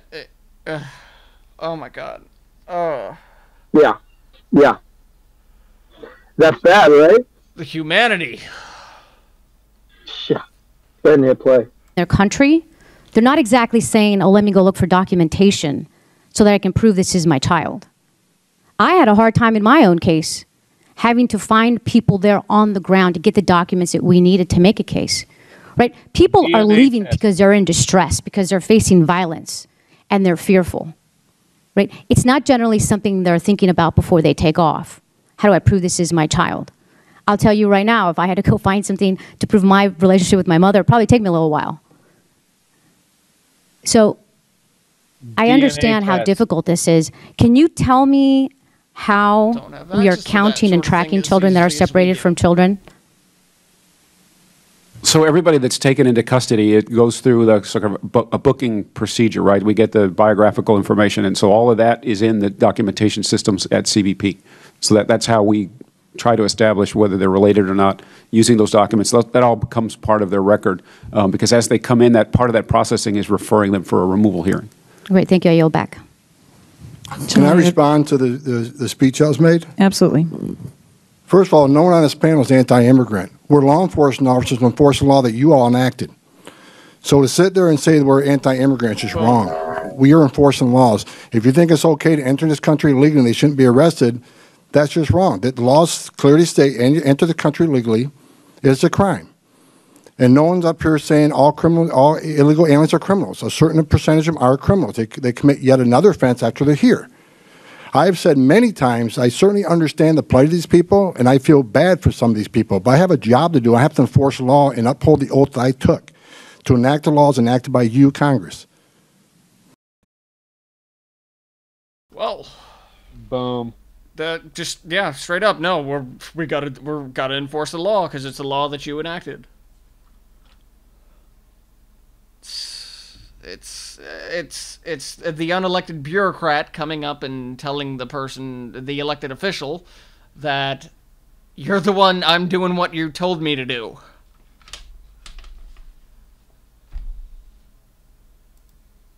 Absolutely. Redbox, did you drop out? No, I was fending off an attack. Ooh. No, there's an airplane flew over, so I didn't want to upset the audio. But damn, dude, he really gave it to her, both barrels. That's I gotta say, that's one of the better congressional or Senate beatdowns I've heard from the other side of the table. I gotta agree with you there. That was good. That just summed up all the points. Yep, exactly. Okay, so where are we at here? Oh man, we actually only have a few left. We have a weird video clip, and it's weird because it's a historical first for the Vatican. The Vatican has convicted a former Holy See diplomat for possessing and distributing child pornography. On Saturday, the president of the Vatican court sentenced Monsignor Carlo Capella to 5 years in prison and fined him 5,000 euros. This trial is the first of its kind in the Vatican. For more on this, we go to Vatican correspondent Juliet Lindley, who joins us from Rome. Juliet, tell us what you know about this case.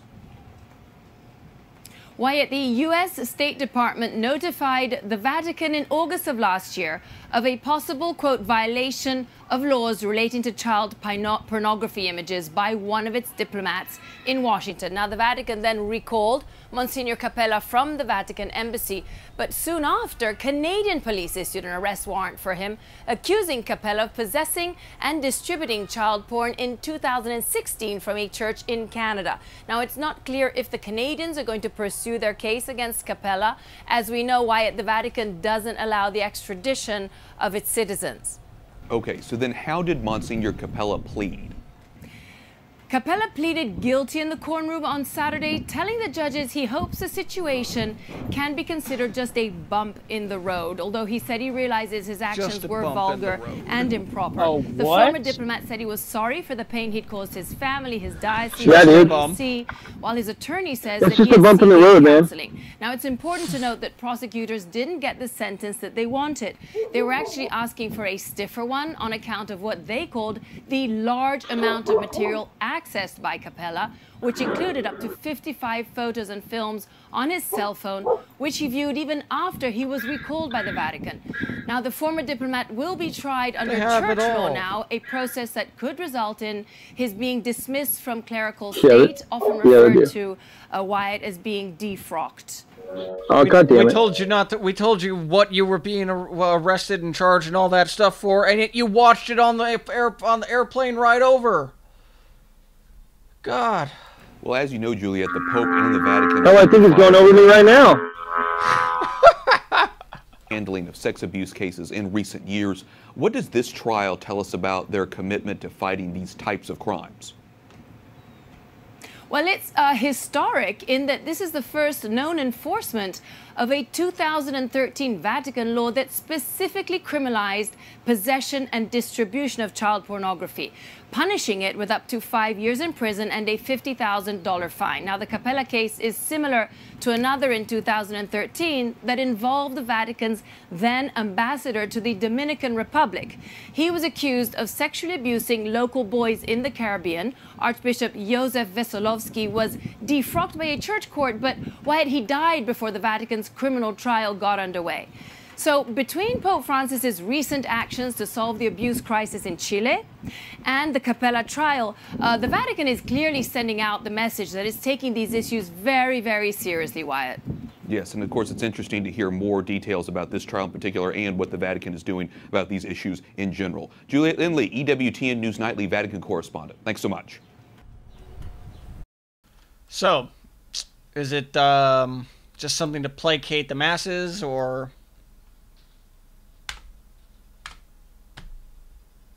Yeah, I don't know, bro.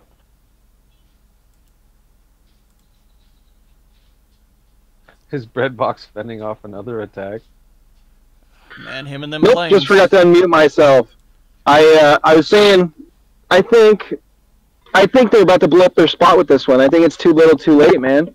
I mean, especially with the light-ass punishment they gave him, like, oh, well, I think this is just going to be a bump in the road. It's like, are you fucking kidding me? A bump in the road. Yeah, if you look into the arrests, more of these. I mean, Chile, like 2 months ago, that was some fuckery. Yep. Every instance of something occurring over the past, 20, 30, 40 odd years. Yep. Yeah. See some justice. See some justice now. All right. So we're seeing a little bit of, well, not a little bit. I mean, #MeToo has been going on for a long time now, right? And it's kind of prolific. And I mean, whether you agree with it or not, some good things and some bad things have come out of it. You know, the bad things are the virtue signaling, starlets who fuck their way to the top, and the good things that have come out of it are the ones who have been genuinely victimized, and wound up with being blackballed because they didn't want to go along, or wound up being raped to get a part, or whatever. There's pretty bad things, and I think what puts it into stark light for most American men is this testimony by Terry Crews, and he puts it into pretty stark light. But just to mention, everyone knows who Terry Crews is. Gigantic black man with the biggest muscles you've ever seen, and a smile to match. Like, that Hollywood executive that sexually assaulted him literally just walked up and grabbed his dick in front of his wife. What the fuck is wrong with people? You should hear his story. Well, let's hear it. Thank you for your question, Senator. Anywhere where there is a power dynamic is where this problem is really rampant. I've seen it in sports. I've seen it in politics. I've seen it with racial component. I've seen it with economic components. And Hollywood definitely has been a problem area simply because there are so many people who view this as a dream. And what happens is someone has power over these dreams. And what happens is also is that you get tricked into thinking that this type of behavior is expected, that it's part of the job, that this harassment, abuse, even rape is part of your job description. And, you know, I sit here before you in this committee just as an example, because a lot of people don't believe that a person like me could actually be victimized. And what happened to me has happened to many, many other men in Hollywood. And since I came forward with my story, I have had thousands and thousands of men come to me and say, me too. This is my story. But I did not have the confidence, or I did not feel safe enough to come out, because what happens is, you know, you get blacklisted. Your career is in danger. After that, no one wants to work with you. And it is really, really important, I feel, to keep this conversation going. And another thing is, I heard time and time again about the rights that my predator had, but I was never told about the rights that I had as a survivor. And that was the wake-up call that I knew I had to be a part of what's happening here today in regards to the Sexual Assault Survivors Bill of Rights, because now if you know what you can do, you can actually do something about it. Senator Feinstein. Thanks, Mr. Chairman. Mr. Cruz, I'd like to just continue where the chairman was in his questioning. So this happened to you at an event. Was it a single instance, or were there more instances? Who did you talk to about it? What kind of advice did you seek? Did you hide it? Because you're very overt, you're very direct. And I wonder if that was you at the time, or this is a new you. Thank you for your question, Senator. I was very vocal immediately. I was at an event with my wife, and what happened was the person who did this was he was the head of the motion picture department at my own agency. I don't know what was going on in his head.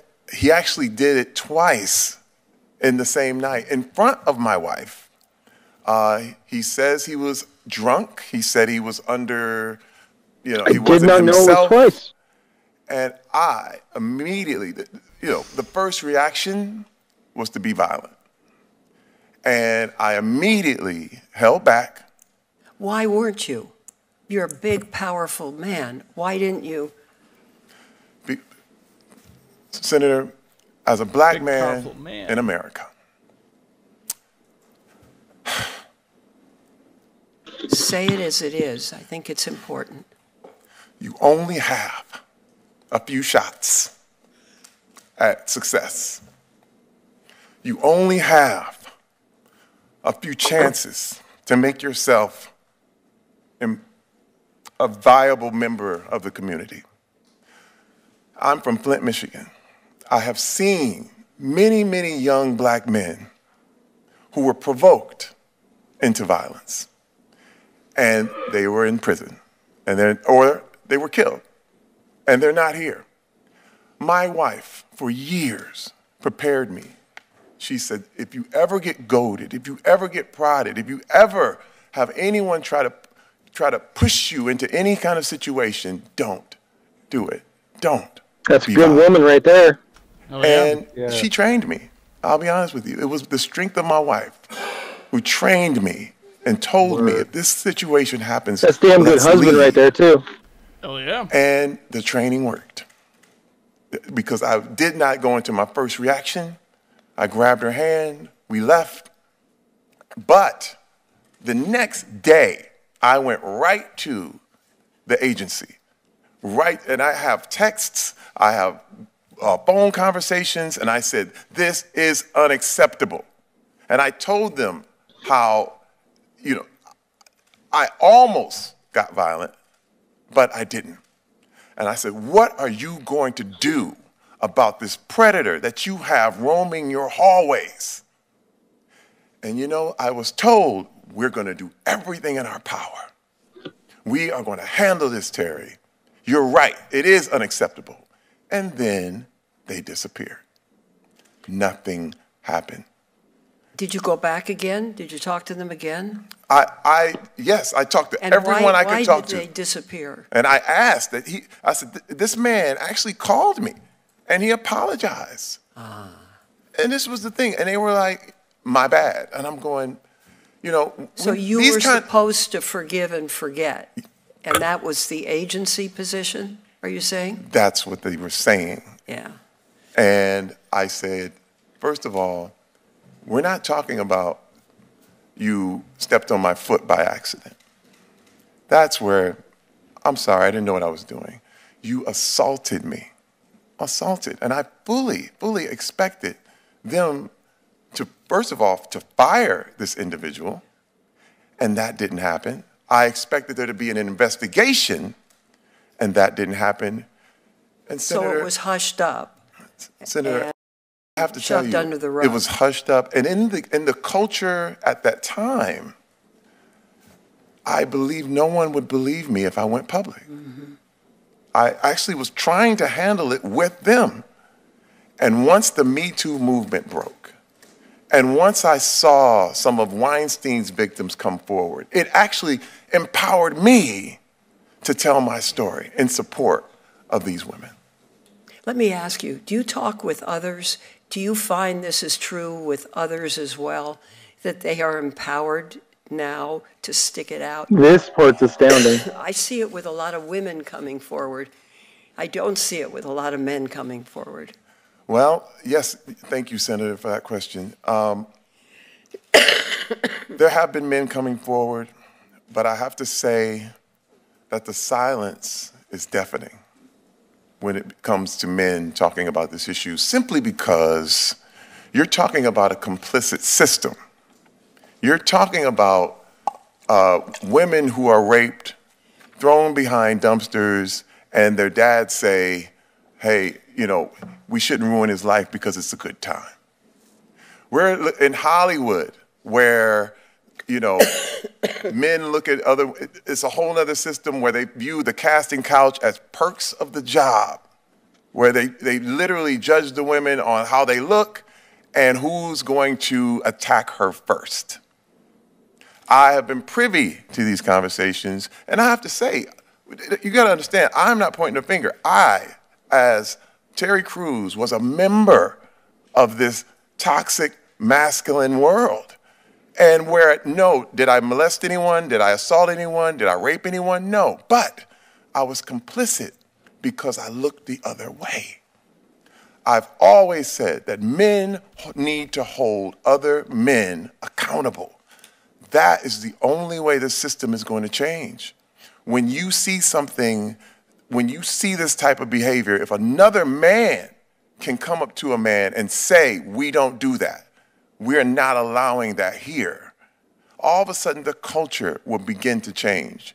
And if I have to be the first one that's going to do it, then let it be. I will be that one. My time is up, but thank you for your strength, your honesty, and your perseverance. It's very important. Thank you, Thank Senator. you, Mr. Chairman. Yeah, thank you. Powerful. You know, for being a comedian, he's got a big vocabulary. Whew. Yeah, that was basically just confirming everything.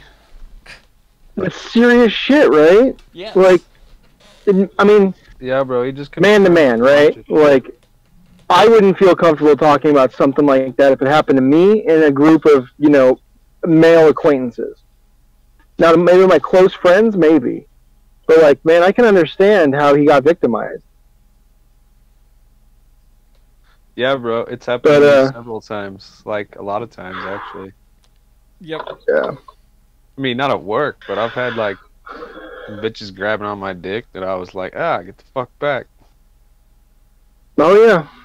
I've had instances where that's happened as well, and it's whatever. But, yeah, it's weird, dude. It is what it is. I don't even know that we need to go too far on it. So it's interesting because a lot of people say, "Oh, well, it's a system that's complicit," and it's like, well, the system isn't, because the way the system's set up, it's not supposed to be. It's people that are not following the rules, is what it is. It's a community of people who skirt the law and the rules on purpose. I mean, Project Veritas has brought a lot of that out in them school districts where they weren't trying to prosecute those teachers on purpose if nobody else was going to make a big deal out of it. They just sweep it. Bro, it's across the board. Across the board. The teachers unions that are being dishonest. I mean, dude, look at Kevin Spacey. Oh, did you have sex with underage minors? No, I'm gay. Oh, okay, that makes it all cool then. He's like, he said something like, "I'm sorry if I did, I don't remember, but maybe." Man, Red Baron just will not leave me alone today, man. God damn. I swear, there's been like 4 or 5 planes over me in the last like 10 minutes. You sure you're not on some kind of a list there, Breadbox? Right. I'm on the gangbang list. Let's see here. We've got 2 more clips. 2 more. All right. We're going to go a little bit different with this. We're going to try to get out of the sexual assault territory and into the Canadian outrage territory. We've got a couple more politics stories. One about Canada trying to fight back in the trade war. Blame Canada. A lot to get to. Canada has begun implementing billions of dollars worth of retaliatory tariffs on scuffed shoes. Because you know, the President of the United States said they get our shoes and then smuggle them over the border, and they scuff them so they sound old. This is he just can't help himself. What kind of fuckery is he even talking about? That's one thing, but if they look old and they sound old, you're like, oh no, there's no way they could have smuggled those shoes from America. The tariffs worth $12.6 billion come in response to the Trump administration's steel and aluminum tariffs. A lengthy list of U.S. goods, including chocolate, beef, ketchup, yogurt, lawnmowers, maple syrup, whiskey, now will be subject to a 10 or 25% tax. In the words of Canada's foreign minister, quote, "We will not escalate and we will not back down on the dollar-for-dollar response." And China is set later this week to impose a tough 25% tariff on U.S. soybeans, in addition to raising pork duties as part of its own retaliatory tariffs on hundreds of American products worth $34 billion. By the way, remember Harley-Davidson already moving production. There's that. Meanwhile, General Motors says if the Trump administration imposes its threatened tariffs on car imports, it may be forced to cut American jobs, wages, and investment. This is going well. And the financial... Well, you know, winning trade wars are easy. Yeah, it's easy. Nope. Art of the deal. This is the art of the deal. Well, yeah, let me. So, Richard, I've been noticing much of the same way I started reading articles before the 2008 crash of some concerns about these trade deals causing smart capital to flee markets, to get out of markets. Smart capital is not investing in flea markets; they are fleeing markets. Thank you for that. Yeah, thank you. You're welcome. And even Scaramucci said over the weekend that he was starting to hear from his investor friends. Oh, they're going to the mooch. You know, these tariffs are starting to cause a real panic among smart money. And there's going to be consequences if he doesn't back down. Well, we're already seeing the consequences. The markets are getting spooked by this. It's not just the direct tariffs that they retaliate tit for tat. In some cases, they do different things. The idea that the Secretary of the Treasury was surprised that foreigners, shockingly enough, would not simply, for example, put tariffs on the same products, but they would be strategic. It's a little bit like, I'm going to take your pawn, and instead they come back and take your rook. Right. And, well, where did they get that idea? I mean, wow, I thought trade wars were supposed to be, balanced. Right. So we're not thinking this through about our own vulnerability. It's called a war. It's called a war. Donald Trump calls it a war. They're going to fight the war back. We're seeing asymmetrical responses, obviously, to inflict pain on us. And what's happening is, and we're seeing it with GM and everybody else, it's the costs of the inputs are going up. So whatever small number of jobs we save is going to be overwhelmed by the much larger number of jobs that are going to be lost when Americans stop buying goods that are far more expensive than they were because the costs of the raw materials and other inputs have gone up. And this is so not thought through. Isn't this the part that should have been thought out before? Well, everybody warned him inside the White House, except for Peter Navarro. Outside the White House, everybody warned him. And as we have been warning on this show, it's not going to be Donald Trump's billionaire friends that he brags to at Mar-a-Lago after passing tax cuts for them. They're not going to be the Americans that are going to be hurt. It's going to be the Americans that you spoke with last week in your article, people who support Donald Trump, the same people that are going to be hurt when later this year they realize. Well, you mean the people that have extra money in their paychecks now? Children have pre-existing conditions. Those are no longer going to be covered. Oh, here they go. They're trying to hit the Obama. That's exactly right. And Obamacare. Feel pretty good right Save now. Obamacare. Of course, we're still a few months out from the election. If this market pressure, economic pressure continues to grow and build, and we get closer to November and people aren't seeing those bonuses in their checks anymore. They aren't feeling the impact of the tax cut because gas prices keep spiking or costs of consumer goods keep rising. That could be a big political threat. But I think big picture here, Trump's tariff wars, his immigration wars, everything's always cultural with Trump, right? Right. So you have you have these threats from foreign nations who are trying to punish the United States, taking advantage of us because we are weak. And then at the same time, you have the immigration wars going on because there are invading forces coming in to overtake and remake our culture. So I think all of this fits together perfectly with exactly the kind of president we knew we were getting. We're beginning to see a pattern. To add to all this, new reporting from Axios says the White House has drafted a bill that would allow the U.S. to operate outside the rules of international trade. The draft legislation essentially abandons the framework set by the World Trade Organization without a formal withdrawal. While the United States Fair and Reciprocal Tariff Act would undoubtedly face an uphill battle on Capitol Hill because it allows the president to raise U.S. tariffs at will without congressional consent. The report comes days after Trump reportedly told government officials his desire to withdraw the U.S. from the World Trade Organization. So let's look at the pattern, Yamiche. It seems to me that, and you talk about the culture wars or the red meat issue, like, for example, the separation policy. Yamiche, the president throws out the red meat. He separates over 2,000 kids from their parents at the border.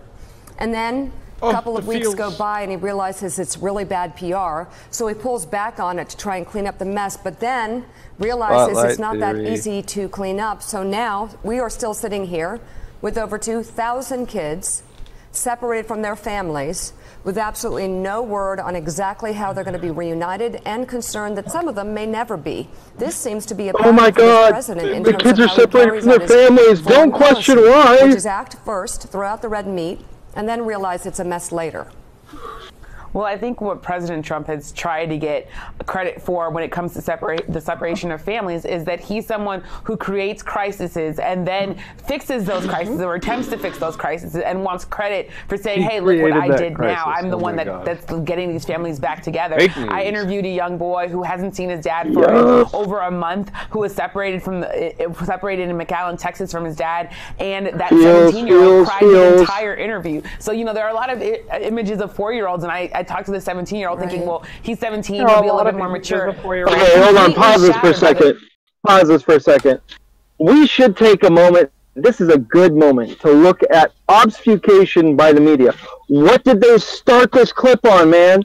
What is this clip about? Honestly, I have no idea. Concern fact. It's supposed to be about trade.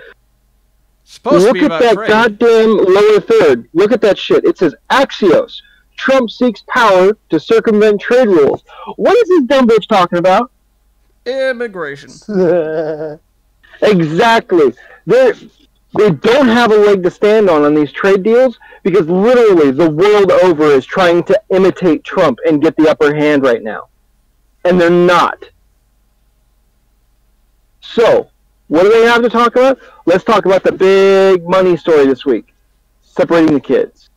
The fact that he doesn't know when he's going to see his father again. But when we go to this culture wars, it's about the idea that President Trump is saying, well, you have to make a decision. Are you going to choose these families who have lost their loved ones to undocumented immigrants who allegedly killed them? Those numbers are very small. Crime statistics show that undocumented immigrants are not committing crimes any more than anyone else. But there's this idea that President Trump is saying, well, there's these families that are losing, that have undocumented immigrants are criminals by the nature of what you they're don't doing. really quite know, that are also crying. Which one do you feel more sympathetic for? It's the same thing with these tariffs. I talked to some Trump supporters who have said to me, even though there are programs that have helped me personally, if the president takes them away, I'll have to do my part because we need to stop these people from invading our country. So I suspect that when Trump supporters start feeling in their paychecks that these presidents' trade wars is hurting them, that they're going to be able to justify it to themselves and say, well, I have to do my part because we need to build that wall. That's what I think that people are going to say. Thanks for checking out MSNBC. Wrong. Ugh. Yeah, she's wrong. Man, you know, I think it's almost time for the palate cleanser, don't you? That was gross. That didn't taste good. That did not taste good. No, this whole bread just stinks. Ugh. I know, right? It's a little moldy. But I'll tell you this right now. The next slice is really good. And I know it's the heel, but it might be the best part. Let's see if this does what it needs to my palate. There's a burgeoning new online movement billing itself as #walkaway, where once proud liberals denounce their former political identity, and the left is moving further and further away from something called reality. But how serious is this campaign? The Washington Post, for one, says this isn't representative of some greater shift, but rather a figment of pro-Trump social media, writing, quote, "The walkaway meme is what happens when everything is viral and nothing matters." Joining us now to respond to that calumny is the founder of the movement, Brandon Straka. Hey, Brandon, how are you? Hi, Laura. I'm doing well. How are you? Great to see you. Okay, I'm going to be devil's advocate. Okay, devil's advocate time. Great. Now, this is Brandon, who's like, you're gay, hairdresser, want to be an actor. And now you're on TV. So are you punking us all? Am I going to like be like, Ashton Kutcher's going to come out and say, you're punk? Just walk away. It's 100% not a punk thing. I had a red pill experience in 2017 after the election of Donald Trump. As a matter of fact, I welcome anyone to go to my Facebook page where I still have videos up from 2016 in which I'm crying because Hillary Clinton didn't get elected. I was devastated. This is very, very real. So what is it about the left today specifically that has made you walk away? You know what's so funny is I created that video a few months ago, and a few months ago my biggest concern was, you know, the nasty rhetoric, the intolerance, the name calling, the judgment. That was just 2 months ago, and since this video came out, we've already seen a greater shift. Now I'm actually worried about violence. I'm actually like, it's already changed in just 2 months. From where, you know, what my concerns were just 2 months ago. Now I'm actually worried that we may be on the brink of an incredibly violent, you know, episode. It's been too much violence. Pause this for a second. Too much pain. Pause this for a second. Because he's got a really good point. And while we don't have a clip on this, I was going to include it in the show. I didn't think of it at the time that I was pulling together the notes. There is a clip on the internet that you can find recently of Maxine Waters at a rally telling her supporters that they have to harass Trump supporters wherever they find them. Absolutely. I think we played that last week. Shit, we might have. Just walk away. None here are without sin, but I have an honorable compromise. Just walk away. Leave the pump, the oil, the gasoline, and the whole compound, and I spare your lives. Just walk away. We've had the election of Ms. Ocasio-Cortez, Alexandria. in New York. She beats in this primary the #4 guy in the House of Representatives, Joe Crowley, out of nowhere. Right. And this is how and she's an avowed socialist. This is how the head of the Democratic National Committee describes her in this moment. Let's watch. Okay. The fourth most powerful Democrat in the United States Congress, Congressman Joe Crowley, was knocked out by a young woman, Alexandria Apparently Ocasio-Cortez, GDSOB. 28 years old, never ran for office before. She represents the future of our party. She ran a spirited campaign. Future of our party. Yeah. She obviously is very young.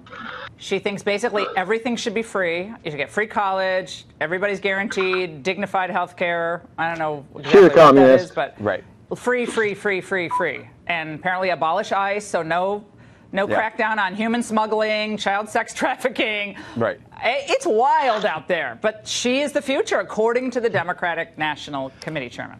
Well, I think what they don't understand is that their party has no future. It's over, and that's exactly what this campaign that I've started, the Walk Away campaign, is proving. People are leaving the left by tens of thousands. My group is growing every day by tens of thousands, and it's amazing because it's actually happening on Facebook, and people are leaving testimonials.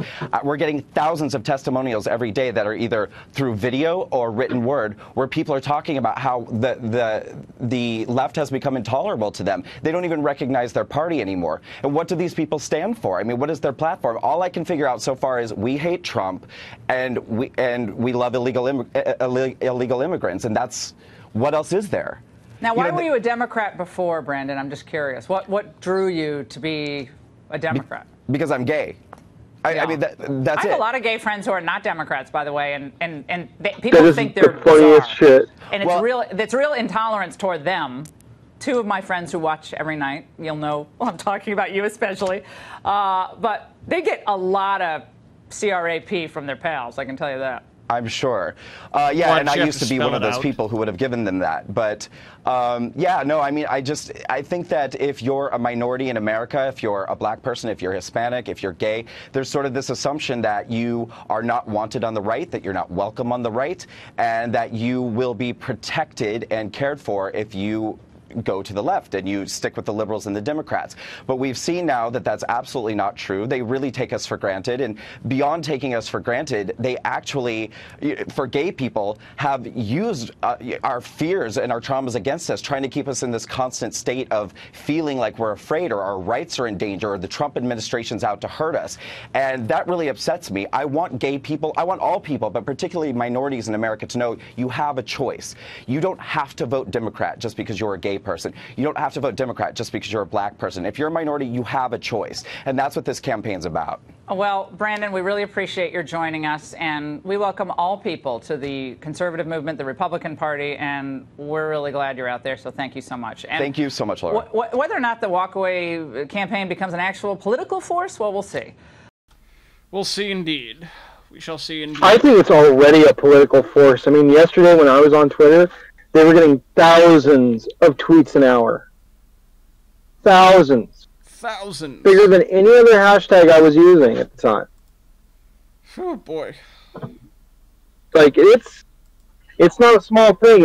And even though Laura is being a little bit pragmatic about it, man, the Dems, they really want to downplay this shit, because this is the end, bro. Do you remember a year ago or so when we decided we were talking about this, and it seemed like we got the Bernie bros, right, over on the Trump side, and then more and more you see the Dems just being disillusioned by their own party. So whether or not they're going to stay Dems or they're going to go Republican or whatever else, or the Democrats morph into something else, they split off into two parties, like the Democratic Party in the next decade is not going to be anything like what we recognize to be the Democratic Party of today, in my opinion. That'll certainly be an extreme change to the entire political landscape as we know it, because we're certainly seeing it happen now. Well, we've had other parties in the past. If you remember the Whigs. Oh yeah, that was like what, over 125, 130, 150? How many decades? How many centuries ago. It was a long time ago. It was a long time ago. But the fact of the matter is that our, American politics, they change, but they change over a long period of time. Well, we'll see if this actually turns into the dissolution. That. Indeed, he is. Just that outrage. If you want to get something done, you just got to make them point their outrage towards Trump. Just make sure that Trump says something about it. You want to audit the Fed? Okay. Say Trump's laundering money through the Fed, and that the only way we can find out is to audit the Fed. Who knows? Logic. Sorry, I'm holding in laughter. I saw a post that Political made on our Discord, and it's hilarious. It's just hilarious. You saw that one? Hey, bro, what you thinking about? Freedom and shit? So good. So good. Well, that's pretty much the show for this week, man. I mean, we don't have no more clips. I think we're going to be back to our regular schedule here pretty soon. This was kind of a hey, we dropped the ball. We've got all this crap happening. I got pulled over on Freedom Day and wound up with some money that I have to pay to Uncle Sam. But hey, shit happens. Real life stuff. Yep. Did you guys have a good Freedom Day? Yeah, it was good, bro. It was a good day. It was good. Just chilled. I think I was painting a miniature that day. Did you have any fireworks? I know Political had some fireworks. No, I didn't.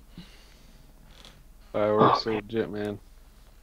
Dude, seriously, I was so broke this year that we didn't do fireworks. You fired up the forge and just smacked hot metal against the water, and it sounds. It's loud. It's loud. It sounds like a gunshot. Yeah, you were saying that earlier. That's awesome. Dude, it was fun. It was. I don't know. 4th of July this year was a lot of fun. All right. So I think that's pretty much our show, man. You want to take us out? With delightful pleasure. Alrighty then. Okay then, ladies and gents.